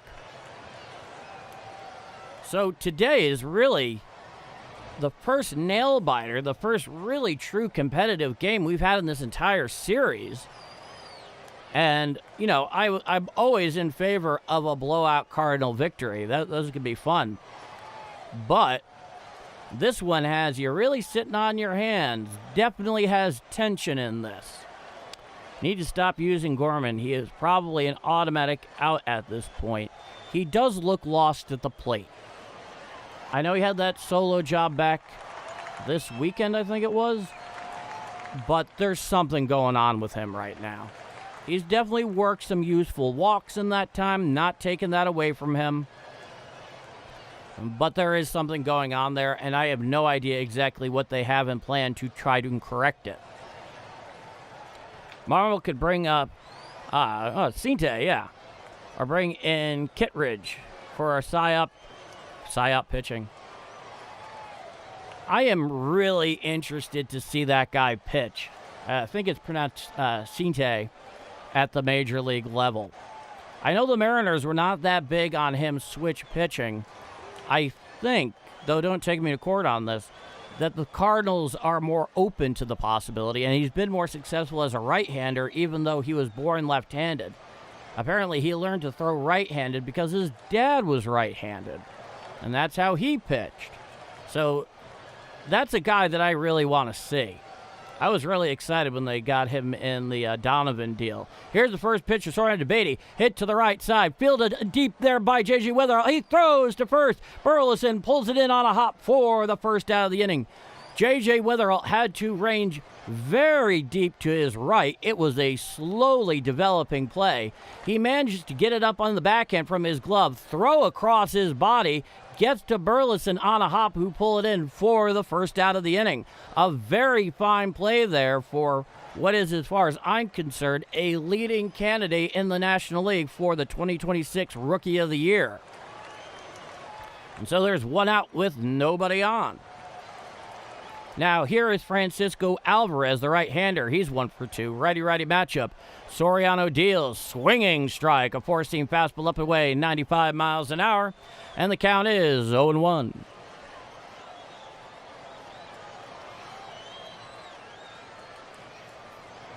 Soriano comes set. Here's a pitch. A slider up and in for a ball, 89 miles an hour. The count is 1-1. Gorman has had a history of back issues. He looks like he is stiff. Perhaps he has an injury. Get to the rest of that in a moment. Coming set is Soriano. The 1-1. There's a fly ball down left field. It looks like it is slicing foul, and that'll be the second strike. But he looks like his mechanics are messed up. Might be compensating for a bad back, in my opinion. So that's actually interesting. Big guys like Gorman, and he's a fairly large human being, are definitely known to have their back issues. And if indeed something is flaring up back there, that would explain a lot. If that is the case, I don't know that it's been made public. But you know how clubhouses are. They don't like revealing things unless they absolutely have to. Surely as a tactic in the day-to-day against teams they face so they can't exploit something. Time is granted by the home plate umpire at the behest of M.J. Melendez. The left-hander is 1 for 2 today. Nobody on, 2 out, bottom of the 6th. All tied at 4 down at Citi Field for the finale. And there does seem to be a little back and forth between the home plate umpire and the Mets dugout. I don't know what they're on about, but the umpire is back behind the plate. Coming set is Soriano. First pitch to Melendez. There's a fly ball into shallow left center field. Underneath it is Mason Wynn. He calls for it. He makes the catch for the third and final out of the inning. The Mets go down in order, and we head to the top of the 7th inning, all tied at 4. I'm Paul D, And if you're enjoying my call of Redbird action here today, please do leave a like. It helps the channel out a ton. I really appreciate it. The gratitude is far and wide as far as I'm concerned. Do you want to see more? By all means, hit subscribe. We'd all love to have you aboard. And in a situation where you really can't follow the Cardinals every day without 3 or 4 different subscriptions, in addition to not necessarily knowing where the game is on, you can find it here on Game Mike. I'm calling almost every Cardinal game, and I make it very clear when I'm not, and there's no upcoming occasions at the moment where that is the case. That, and if you know another Cardinal fan that's having the same trouble, if you like the link, share it with them. Maybe they'll dig it too. Either way, I know I'll appreciate it. Thank you so much. All tied at 4, going to the top of the 7th. Okay. Yeah, Brule, it's interesting you say that, Sam. You know, while I think the Cardinals would survive without Jojo Romero, he is definitely the better of the 2 left-handers out of the pen at the moment. Please share the stream, everybody. It helps the algorithm a lot. It sure does, Fire Phoenix. Oh, Fire Phoenix, you mentioned that you were going to Southeast Asia. Is this like a permanent move, or are you just, you know, going and traveling? Where are you planning on going? I remember seeing that the other day, and I was curious where you're going. And if I missed what your response was, I apologize. When it comes to the chat, sometimes you guys move so quickly that there's something I'll want to answer. I'll forget about it because the game ends up demanding my attention, or I'll just miss it. So let me know where you're going. I'm curious about that. I have an app where I can watch every Cardinals game no matter what. Well, hopefully it's YouTube, Ethan. 100 likes, 11 games in a row. Nice job, chat. Justin Beasley doing Justin Beasley things. Now, a left-hander is in for the Mets. The lefty Raley, who has a 1.48 ERA this year. Oh, you're going to Da Nang. Very interesting. A very historically significant place. Here's the first pitch to Church. Sinker down and away for a ball. The count is 1-0. I believe Da Nang was just south of the demilitarized zone during the Vietnam War. Here's the pitch. And it hits him, but he swings at the same time. He really got absolutely belted by that right there on the torso. However, he went around, and it is indeed a strike to Nate Church. Well, Ethan, by all means. Sell JoJo, get a starter, move Libby and Leahy to the pen.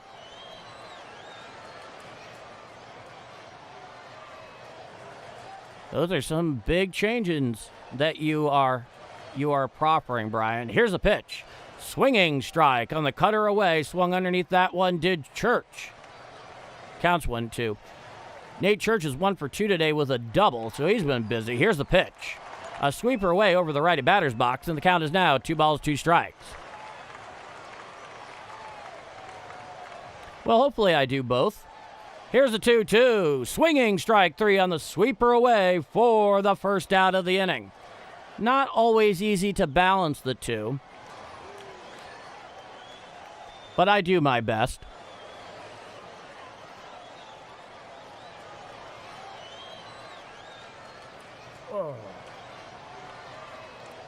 All right. Now here's J.J. Witherholt. He's 0 for 3. It's a lefty-lefty matchup against the lefty Raley. Here's the pitch. Up and in, a sinker for a ball. The count is 1-0. Witherholt, feel it fouled out, ground out today. Bailey from the full one. The 1-0. Fouled over towards the dugout for the Cardinals. Given chases Alvarez, and it just goes 2 rows deep, and that'll be the first strike. No, Reese, I try to balance them both as much as possible.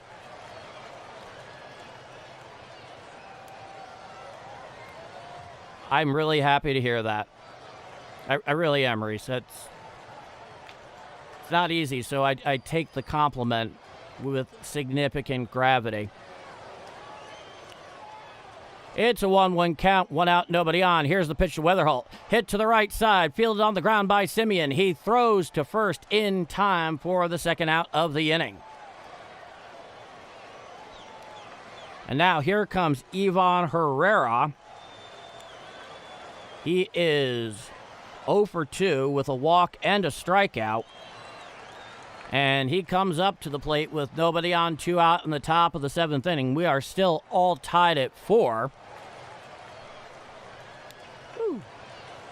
Got to go easy on that table. And Herrera steps into the box. Raley looks in. He's got his pitch comp from Alvarez. Here's the first pitch. Strike, cutter, right over the plate and below the belt. The count is 0-1. Raley is moving quickly. The 0-1 pitch. Sweeper, strike, outside corner thigh high, and the count is now 0 balls and 2 strikes to Ivan Herrera. Raley has been effective here for the 7th. Coming wide, the 0-2 pitch. A sweeper over the lefty batter's box, 81 miles an hour. The count is 1-2. Alvarez was setting up way outside on that one. He is not ambiguous behind the plate, let's put it that way. Now he's got his pitch comm. Here's a 1-2. Upstairs, a cutter well out of the zone, 86 miles an hour. The count is even at 2-2. Unlike most catchers, I notice Alvarez pressing pitch comm the entire time. The 2-2 pitch. Foul down the left field line and out of play on the sweeper, down and in. Like, he doesn't hide it at all. You can just see him there. And he thinks he's covering it up, but from this camera angle, you can see everything he's doing. Not that I know which button he's hitting specifically. It's a 2-2 count. Nobody on, 2 out. Top of the 7th, all tied at 4. Ivan Herrera at the plate. Coming set is Riley. He deals. A cutter up and away for a ball. 88 miles per hour. The count is full. 3 balls, 2 strikes. Ronald Lyle. Let's 150 the likes. Looks like I missed most of the game. Missed of a great game. It has been a pretty great game. It's good to see you back. From the full line, the 3-2 to Herrera. Just missed the outside corner with a sweeper, so Herrera works a 2-out walk in the top of the 7th inning. So the inning goes just a little bit longer, and here comes Alec Burleson. 1 for 3 and the solo home run back earlier on. He has very much been dialed in. He has had, I believe, a home run in each of these 3 games out in Queens.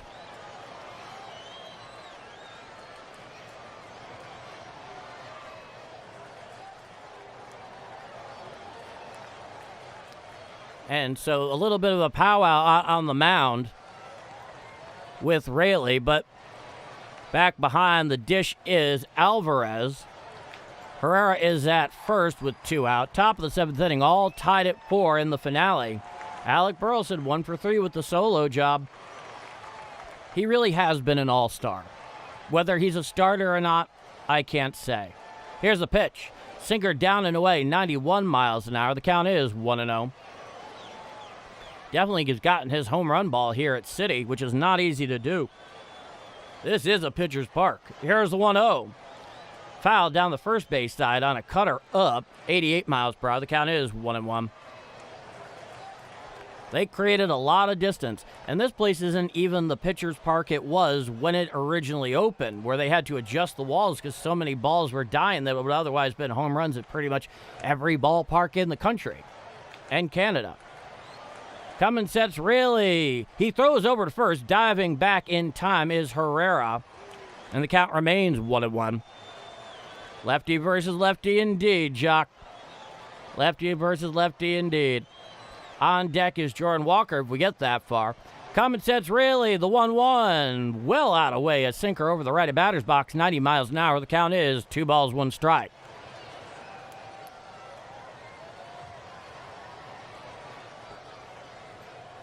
This has been a tension-filled game. Coming set of the letters is Raley, the 2-1 pitch. Fouled down the first base side and out of play on the sweeper in. And that brings the count even at 2 balls and 2 strikes. Upper deck Burley. He sure was. Oh, boy. That was a big home run. That was even longer than the home run he hit last night, which did not go into the upper deck. It got field level, albeit in the exact same area of the ballpark. Cummins sets Rayleigh. Leading off first is Herrera. Here's the pitch. Hit to the right side, and fair, picked up there by Young, and touches the bag for the third and final out of the inning. No runs, no hits, 1 walk, 1 left on. It is 7th inning stretch time out in Citi Field in Queens. I'm Paul D, and Paul D is going to get his 7th inning stretch on. All right, enough of that. Going to the bottom of the 7th, all tied at 4 here in the finale on Getaway Day. And so a brief programming note. Tomorrow's game in Minnesota has a scheduled first pitch of 7:10 p.m. Central Time. The play-by-play stream here on Game Mic will begin at 7 p.m. Central Time. So bear that in mind. 7:10 p.m. is when it starts. The stream here starts at 7 p.m. Central Time right off the top.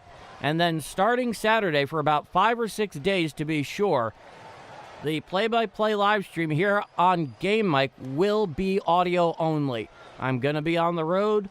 Nothing will change other than the fact that you will not see me calling the games. So you'll still get quality audio, all the visuals, the score bug, the box, the strike zone, the matchup, even the score ticker at the bottom will all be present. However, you won't see this shining face in front of the camera for a number of days, but I am calling every Cardinal game during that time. So I know I mentioned this last night. I mentioned it, I think, even slightly earlier than that, but it's everything just to make sure the expectations are mutually understood, because I want to make sure you guys are in on the loop like that. We head to the bottom of the 7th inning. And here comes the lefty-right fielder, Benji. He's followed by Bo Bichette and Juan Soto. Bichette had himself a huge 2-run home run earlier. I'm not entirely sure that one has come down yet.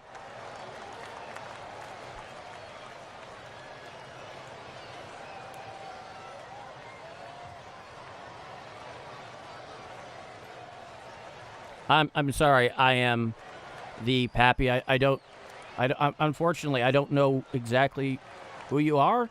Like I said, I might recognize the original username, but that's a different story. Here's the first pitch to Romero. Sinker down and away for a ball to Benji. The count is 1-0.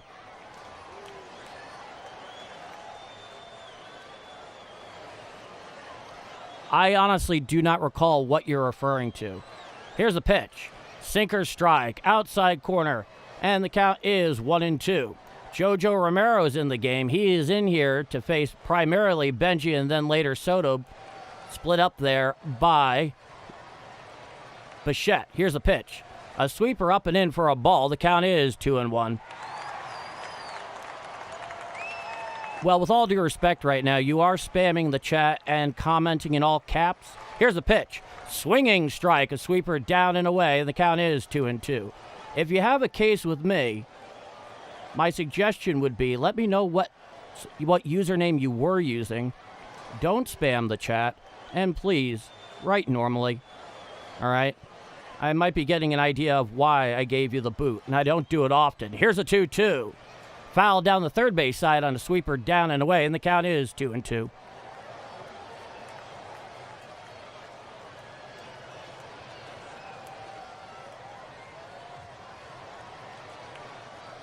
Okay. Clearly it's not a big deal. Here's the pitch. Fly ball out there into left field. Coming in is Nootbaar. He camps underneath it. And that's the first out of the bottom of the 7th.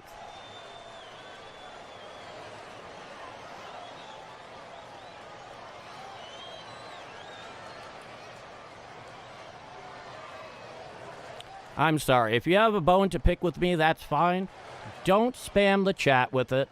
Make your case calmly, or else, honestly, I'm not going to let somebody come in here and ruin the time for us. Here's the pitch. Sweeper strike, outside corner to Bichette, and the count is 0-1. You're very welcome, Jock. That was just out of hand. No wonder I gave him the heave-ho. Here's the 0-1. Change up away, 88 miles per hour. The count is 1-1. Oh, you got it, Ethan. It's just one of those things where I let people say their piece, right? Whatever it might be, so long as they're not trolling or spamming. The 1-1 to Bichette. Change up down and away, 86 miles per hour. The count is 2-1.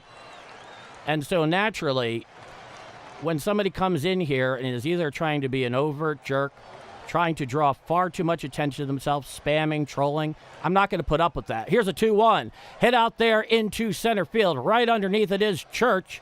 He makes the catch for the second out of the inning. You guys know I'm a fair man. I let people have their say, but there are lines, and that gentleman apparently has crossed them twice. He says it's not a big deal to him. Quite frankly, I think we can all see evidence to the contrary. And if he keeps coming back, well, you know, I hope he behaves better the next time. Everybody here has been amazing, and those who are the exception have very much been the exception. Cummins sets Romero. Here's the first pitch to Soto. A sinker upstairs for a ball, 95 miles an hour. The count is 1-0. Well, I appreciate that, Reese. Cummins set is Romero at the Birds. The 1-0 pitch. Strike, sweeper right down Broadway at the knees, and the count is 1-1.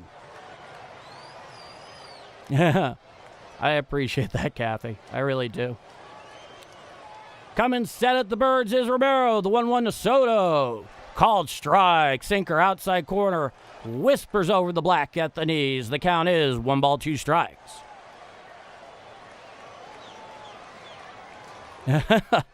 Cheers, Justin. Cummins sets Romero. The 1-2 pitch. Hit out there to right field. Going back in front of the wall and looking up. And it is gone. A long solo home run for Juan Soto, and that will give the Mets a 5-4 lead here in the bottom of the seventh inning. It looked like that one just hung up out there over the plate by Romero, and Juan Soto deposited it to right center field over the wall. It was a pretty long home run at that. Honestly, Ethan, if he does, all I can say is simply behave. If you keep coming back like that time after time, you know, we do have stronger means available to us, but I like to try to treat people like adults who can make a rational case, not be gross or troll or be obscene. Now, here's the first pitch to lefty Young. A sinker for a ball outside corner. Just missed the plate. The count is 1-0. And I just don't like it when people come in here and make it about themselves. Here's the 1-0. Strike, sinker on the outer third below the belt, and the count is 1-1.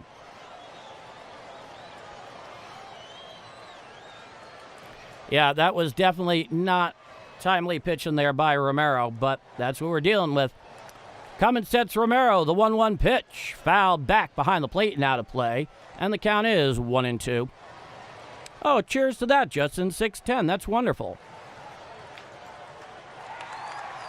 Nobody on with 2 out. The Mets are ahead 5-4 following the Juan Soto home run. The 1-2 pitch. A sweeper just missed away. Challenged immediately there by Jimmy Crooks. And so we await the outcome of this ABS challenge. It's either 2-2 or a strikeout to end the inning. And it just missed up and away. Let's see by how much.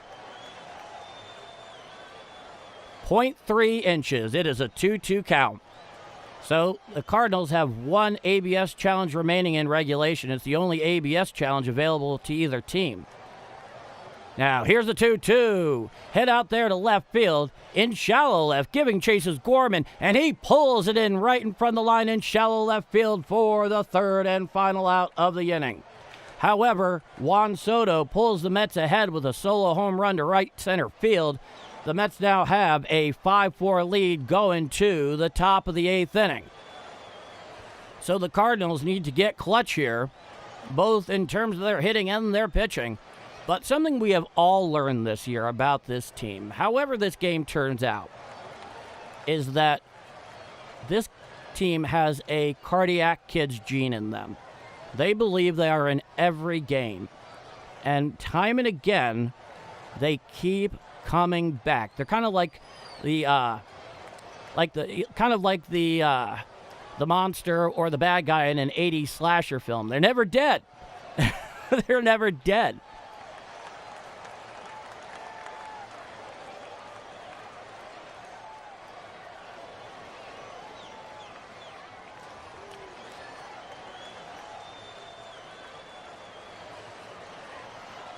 Well, in any case, we're heading to the top of the 8th inning.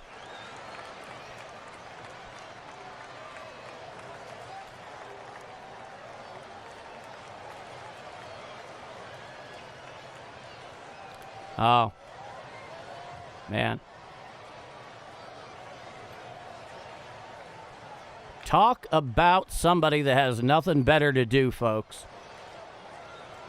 He keeps coming back. I'll just report him. I mean, it's as simple as that. I don't want to get to that because that's not cool. I don't want to shut somebody out completely. But the fact of the matter is, you know when you're being a jerk. I think all of us know. What a clown. Indeed, Vaughn. The internet's gonna internet, guys. We have a pretty awesome slice of it right here on Game Mike, but the misanthropes will always make themselves known eventually.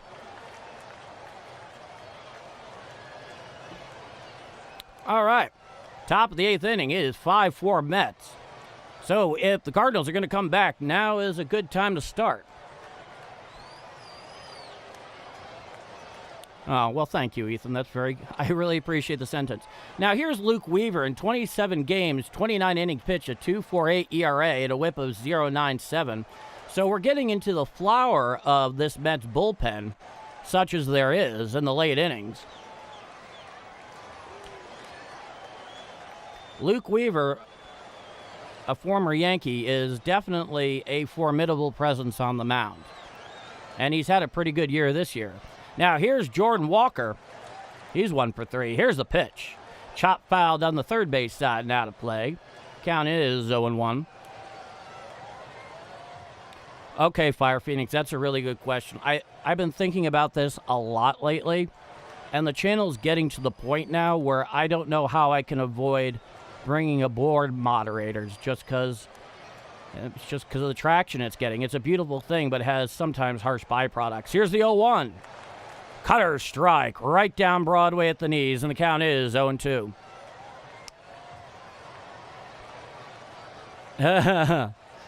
Yeah, be one of our proverbial bouncers. That's possible. Time is granted by the home plate umpire at the behest of Jordan Walker. I have to think about the best way to go about it, but there are a number of you here, if you were ever willing, that I would definitely have a serious discussion with if you were interested in the role. But I'm not quite there yet. Let's get past today, and then we'll go from there. Here's the 0-2. Foul down the first base side out of play on the four-seam fastball away, and the count remains 0-2. Oh, a journeyman pitcher by the surname Thompson. He's just a rando. I just wanted the jersey. It was on sale, and it's like, oh, well, I don't have a BP jersey, but I like it. Here's the 0-2. Hit down the right field side and out of play. The count is 0-2. Unlike other jerseys that I have, which, are of players much more recognizable than a journeyman right-handed bullpen arm. Back in the box is Walker. It's true enough, Dwayne Smith. You put it quite well. The 0-2 to Walker. Four-seam fastball up and away, 97 miles an hour. The count is 1-2.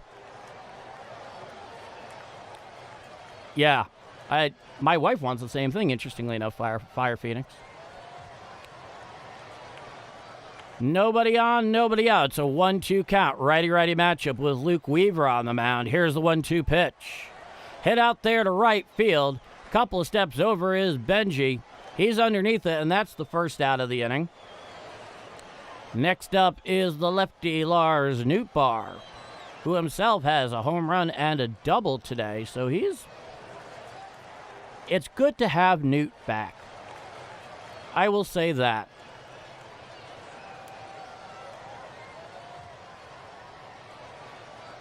I really appreciate that, Jock. You guys are We're very good to all of each other. And when some misanthrope comes in here, makes it about themselves, I don't think we have the patience. Here's the pitch. Four-seam fastball just off the plate away. The count is 1-0 to Newt.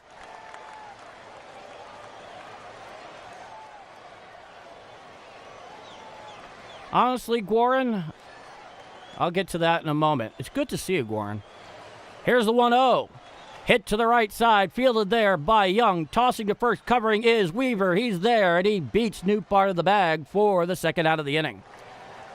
I get the feeling, because he just... Oh, I think I know what he was doing. If he's the same guy I think he is, because the name Poppy keeps popping up in there, I think, if I remember correct, on Saturday, he was actually insulting everyone in the room. I made a comment about not losing sleep over things, that we won't lose sleep over something. He's like, meth heads don't sleep. I'm like, you're done. You're done. And clearly I made the right call at the time. Now, here's Wynn. Here's the pitch. Swinging strike on the changeup, down and in, 89 miles per hour. The count is 0-1. There is nobody on with 2 out in the top of the 8th inning. 5-4 Mets. I'm getting in the habit of saying that.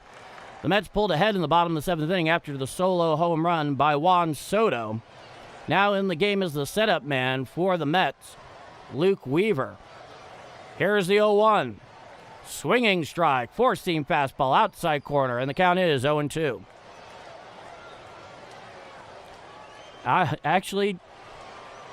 Dwayne, I actually think you're absolutely right. I mean, it's just like, come on. You got to know better than that. Here's the 0-2. Hit out there to right center field. Going back in front of the track. Underneath it is Ewing. He's on the track. He pulls it in front of the wall in right center field for the third and final out of the inning. No runs, no hits, no walks, nobody left on. We head to the bottom of the 8th inning. It is 5-4 Mets. Getting late there at Citi Field on getaway day for the Cardinals. Top of the 9th, they're going to be their last 3 real chances to do it, rather their last 3 outs to do it. If anything we can say is keep the Mets right here and take your chances in the top of the 9th. 5-4 Mets.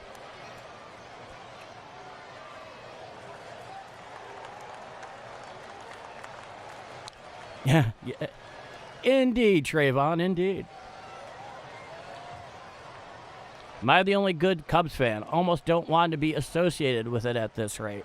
I mean, I don't know if he was a Cubs fan or not. I think he's a pretty big fan of himself. But, don't become preoccupied by it, guys. I mean, the internet's going to internet. And we do for the most part, I've had to do very little moderation here on Game Mike, which is something that pleases me to know. And not because I'm afraid to do it or don't want to do it. I'll do it when it's necessary. But I like the fact that it hasn't been necessary. You guys are all really good and really good to each other. And that's a special thing online. Now, I'm sure I'll undoubtedly invite a troll right there into the chat after saying that, because the internet's going to internet. But all the same, all right, this has been an aberration in interwebs world.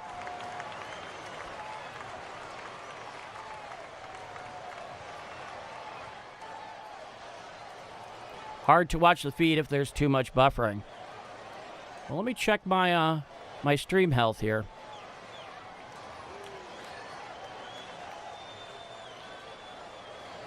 It's giving me a full green light on my side. So I don't know what's going on. That doesn't mean that it's necessarily working perfectly. But based on the limited information that I get from YouTube, I'm not seeing anything that I would draw a conclusion off of based on that. Here's the first pitch to Ewing. Sweeper strike from Romero, who's out for his second frame. The count is 0-1. A.J. Ewing is 1 for 3 today. Nobody on, nobody out. Romero winds and deals. Swinging strike on the sweeper, down and away. Swung right over the top of that one, did Ewing. And the count is 0-2. Here's the 0-2. Hit down the left field line. Giving chase is Gorman and Newpar. They're up against the tarp, and it hits the netting there down left field, so that's a foul ball. It's very true, Reese. Like I said, let's forget about this dude. He's not important. There's a much better game going on here.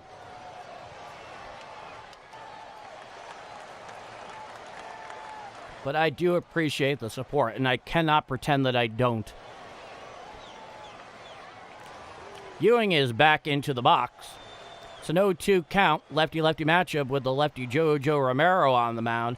He winds the 0-2 pitch. Called strike three, a sweeper on the inside corner about thigh high for the first out of the inning.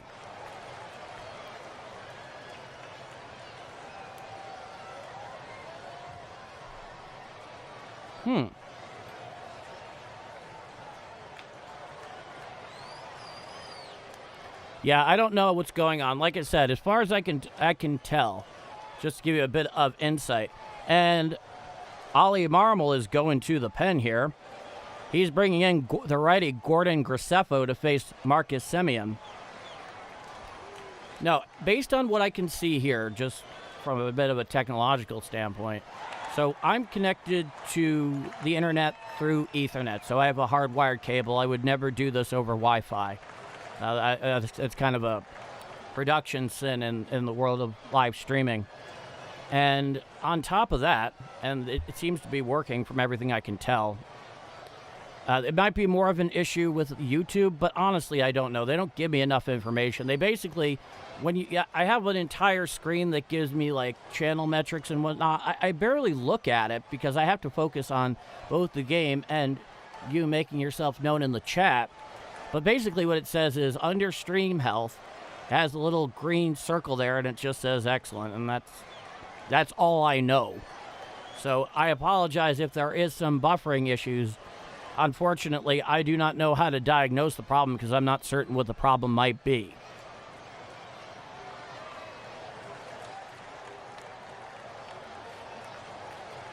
That's really strange. I wonder what's going on there.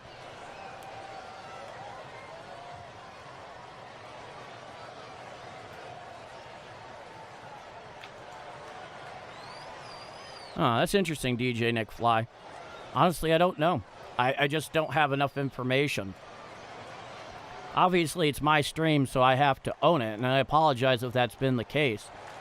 But unfortunately, there's nothing that appears within my control that can change that buffering issue. Not as far as I know, and not based on the information I have.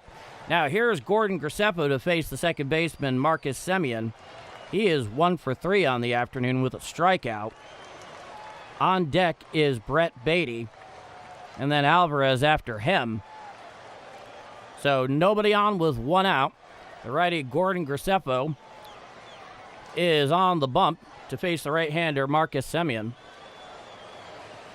He comes wide. The first pitch to Graceffo. Slider, and he went around on the check swing called by the home plate umpire, and the count is 0-1. Okay. From the full winds, Graceffo, he deals. Slider down and away, 90 miles an hour. The count is 1-1.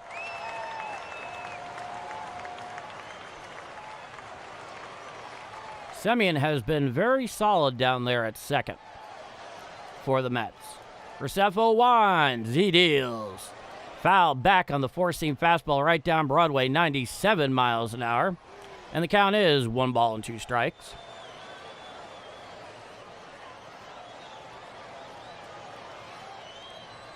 I like how you're thinking, Tim. I like how you're thinking. It's a 1-2 count. Graceffo's ahead in it. Here's the 1-2 pitch. Hit down the third base line and just foul. Bounces out the tarpon, picked up by the ball boy there. Count remains 1-2. Oh, Ethan, I hope you're right. I hope you're right. Nobody on, 1 out. 5-4 Mets, bottom of the 8th. It's a 1-2 count to the righty Marcus Semien. Graceffo is in from the pen. Here's the 1-2. Swinging strike 3. Down goes Semien for the second out of the inning.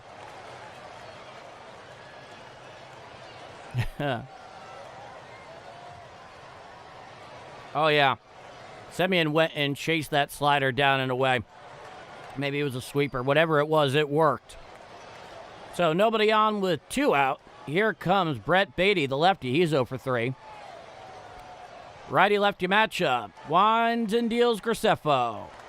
Just missed up and away with a four-seam fastball at 96 miles an hour. The count is 1-0.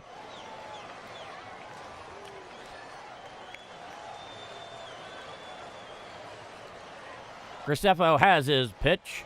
He winds 1-0. A slider in the dirt out of the zone. Beatty does not pull the trigger. The count is 2-0. For life. So good to see 117 people like, 272 people watching. Hit that like button for a Cards win. Thank you so much for life. It's good to see you. Graceffo looks in. He has his pitch. He comes, deals. Here's the 2-0. Strike called on a check swing, but it was also right down Broadway on a slider. And the count is 2 balls, 1 strike. It's fine for life. We're just glad to have you. Back on the bump is Graceffo. He deals the 2-1. Hit out there to left field. Going back in front of the wall is Lars Nootbaar. He makes the catch on the track for the third and final out of the inning. We head to the top of the 9th. It's 5-4 Mets out in Queens at Citi Field. The finale of this 3-game set. And the Cardinals, they're at last licks with that 5-4 Mets lead. Let's see if that cardiac kid's gene comes and makes itself known today in the top of the 9th for this Cardinal order. Due up is Jimmy Crooks, followed by Nolan Gorman, and then Nate Church. So due up 3 lefties in a row. Correction, 4 until you get to Ivan Herrera when you count J.J. Witherholt. Time to score indeed, Ethan. Let's go, says Pammy Explores. And welcome back, Pammy Explores. DJ Nick Fly, let's go. Well, the Cardinals have, who's up? Crooks, Gorman, and Church. That's who's due up. They do have a lot of heart.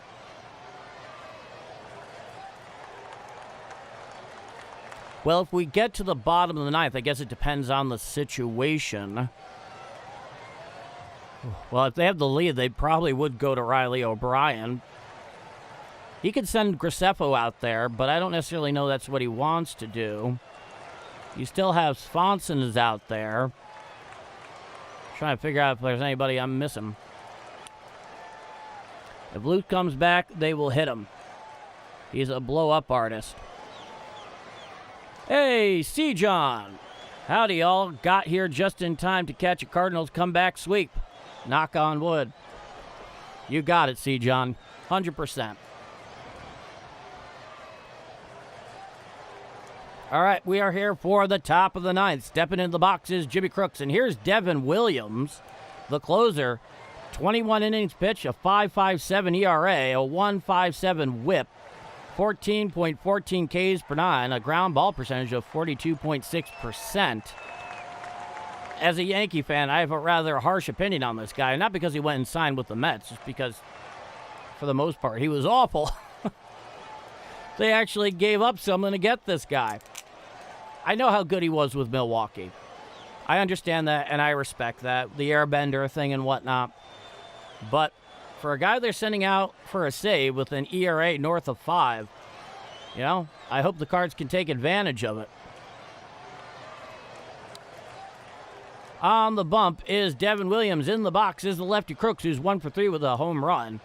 Coming sets Williams. Here's the first pitch. Well up and away. A four-seam fastball out of the zone, 92 miles an hour. Count is 1-0. Jimmy Crooks, 2-run home run. Foul out, foul out. 1 for 3. Williams comes set at the letters. Righty-lefty matchup. Here's the pitch. Strike. Four-seam fastball down Broadway. Taken all the way is Jimmy Crooks. Count is 1-1. Comes set at the letters. Here's the pitch. Strike, changeup, once again, right down Broadway.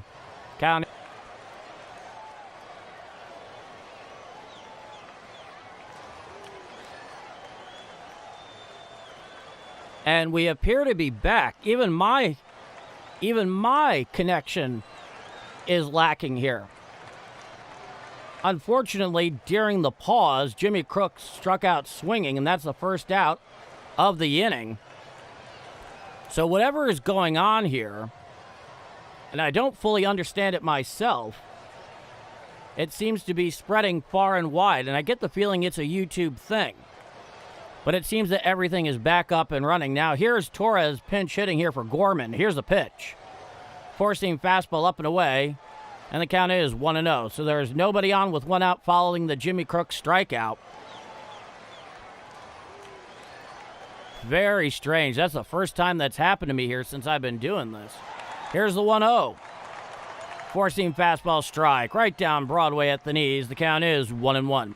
If there's one thing that we have seen here from Williams, he's put a lot of pitches in the middle of the plate. Righty-lefty matchup, the 1-1 to Torres. Swinging strike, a four-seam fastball up and away, 94 miles per hour. Hacked underneath that one did Torres, and the count is 1-2. I think you're right, Gordon. I think it might be a YouTube problem. Because otherwise, I'm still completely connected to the internet. I tested it out, the whole thing. So what's ever going on here, hopefully it doesn't make a difficult appearance. The 1-2 pitch. Four-seam fastball up and in for a ball. Alvarez was trying to frame that one for the home plate umpire. No dice. The count's 2-2. Thank you so much, DJ Nick Fly. Here's the 2-2 pitch. Foul tipped on the changeup down and away. I think that was his famous airbender, but Torres got a piece of it, and the count remains 2-2. Q-Man with the perfect comment with the perfect timing. I hope you're feeling better today, Q-Man. Dixon, Missouri's in the house, by the way. It's a 2-2 count. Nobody on with one out. Top of the ninth, 5-4 Mets. It's a 2-2 count here to Brian Torres, who is pinch hitting for Nolan Gorman. Come and set his Williams at the letters. Here's the 2-2 pitch. Fouled down the third base side and out of play on the four-seam fastball away, 95 miles an hour, and the count remains 2-2. Oh, that's funny. I have to even read that. Cuban showed up, and my lawn cut itself out of respect. Definitely. Come and set is Torres. Here's a 2-2 offering. Hit out there to center field. Coming in, charging in is Ewing. He's underneath it. He makes the catch for the second out of the inning. So the Cardinals are down to their final out. The difference in this game has been that solo home run from Juan Soto in the bottom of the seventh.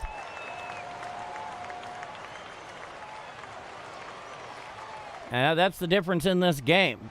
Now here's Nate Church, the left-hander. He's 1 for 3. It's a righty-lefty matchup. The Cards are down to their final out. Can they stay alive? Well, we're going to find out together. Here's the first pitch. Called strike, changeup, inside corner, thigh high, 84 miles per hour. The count's 0-1. Do you think they reverse frame it to force a walk sometimes? That's an interesting question. Here's the 0-1. Out away, four-seam fastball, clear out of the zone. The count is 1-1. Oh, goodness, you're absolutely right. Thank you. I appreciate that. I got a little distracted when the internet connection just started going nuts. Here's the 1-1 pitch. Fouled down the third base side and out of play on the four-seam fastball up and in. So Nate Church and the Cardinals are down to their final strike. If they go down today, this will be the end of their 6-game winning streak before heading up to Minnesota for Friday, Saturday, Sunday. John Wilms, great to see you. Colorado Springs in the house. Come and set is Williams. Here's the 1-2 pitch. Fouled down the third base side and out of play. So Church is doing his impression of Methuselah at the moment. But he's still behind in the count, 1-2.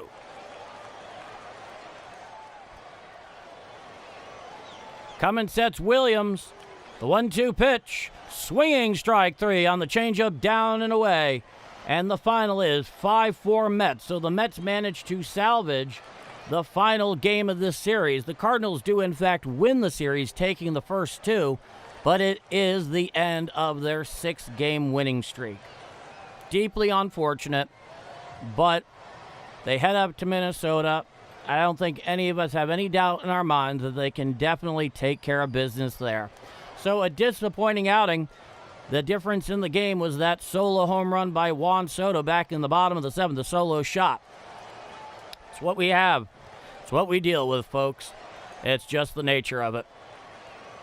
Can't win them all. Go get the Twins. Cheers, Sam. It is a bummer, C. John. It's cool. They got the series. I completely agree. Fire Phoenix. We won the series. Yeah, sure did, Jock. Bye-bye, thank you. You got it, Pamic. Be well. Dwayne Smith, Minnesota pitchers are tough. It is also definitely, once again, a pitcher's ballpark up there at Target Field. Ronald Lyle, at least we won the series. Have a great night. Great job calling the game, Paul. Ronald, you know it's always a pleasure. Thank you so much. Your record is now 6-3, Ethan. You have definitely worked your way into our cast of characters. It's been a good run. Definitely was, Tim. Hayden, I guess the Mets needed to avoid that sweep.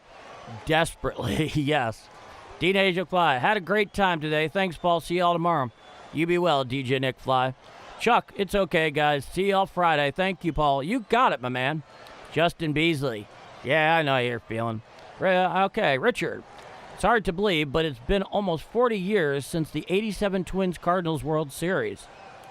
Believe me, I have lived almost all of those. Not much beyond. That was fun. Thanks, Paul. See y'all next time. Be well, Fire Phoenix. Jock, new series, we got this. You better believe it. We won the series, though, by a long shot. Thanks for the great commentary. Hayden, you're always welcome. You know that. John Williams, Cards played tough.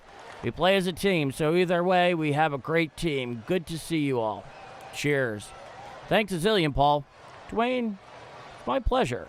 Q-Man, see you later, my friends. God bless. Q-Man. Have a great evening, chat. Good evening, Paul D. You as well, Justin. Thanks, Paul. See you tomorrow. You got it, Trayvon. Absolutely. Kathy Thomas. Love the t-shirt, Paul. I do appreciate that, Kathy. Thank you. I hope you're well. Okay. Hold on to that thought, Richard, for this weekend. Remember it. Put it back in the chat. I like that kind of stuff. I want more people to see it. See you, Paul. Be well, Ethan. This has been a presentation of Bombers Game Mic. Thanks for the call, Paul, from High Ridge, Missouri. High Ridge, Missouri. You got it, Tim. This has been a presentation of Bombers Game Mic. 5-4 Mets is your final. The Mets do drop the finale out there at Citi Field. They are not able to sweep them. It's the end of the 6-game winning streak, but tomorrow is a new day at 7:10 p.m. Central Time. Scheduled first pitch up in Minnesota at Target Field against the Twins. I will be starting the play-by-play stream tomorrow night at 7 p.m. Central Time. Right off the top, this has been a presentation of Bombers Game Mic. I'm Paul D, and I hope you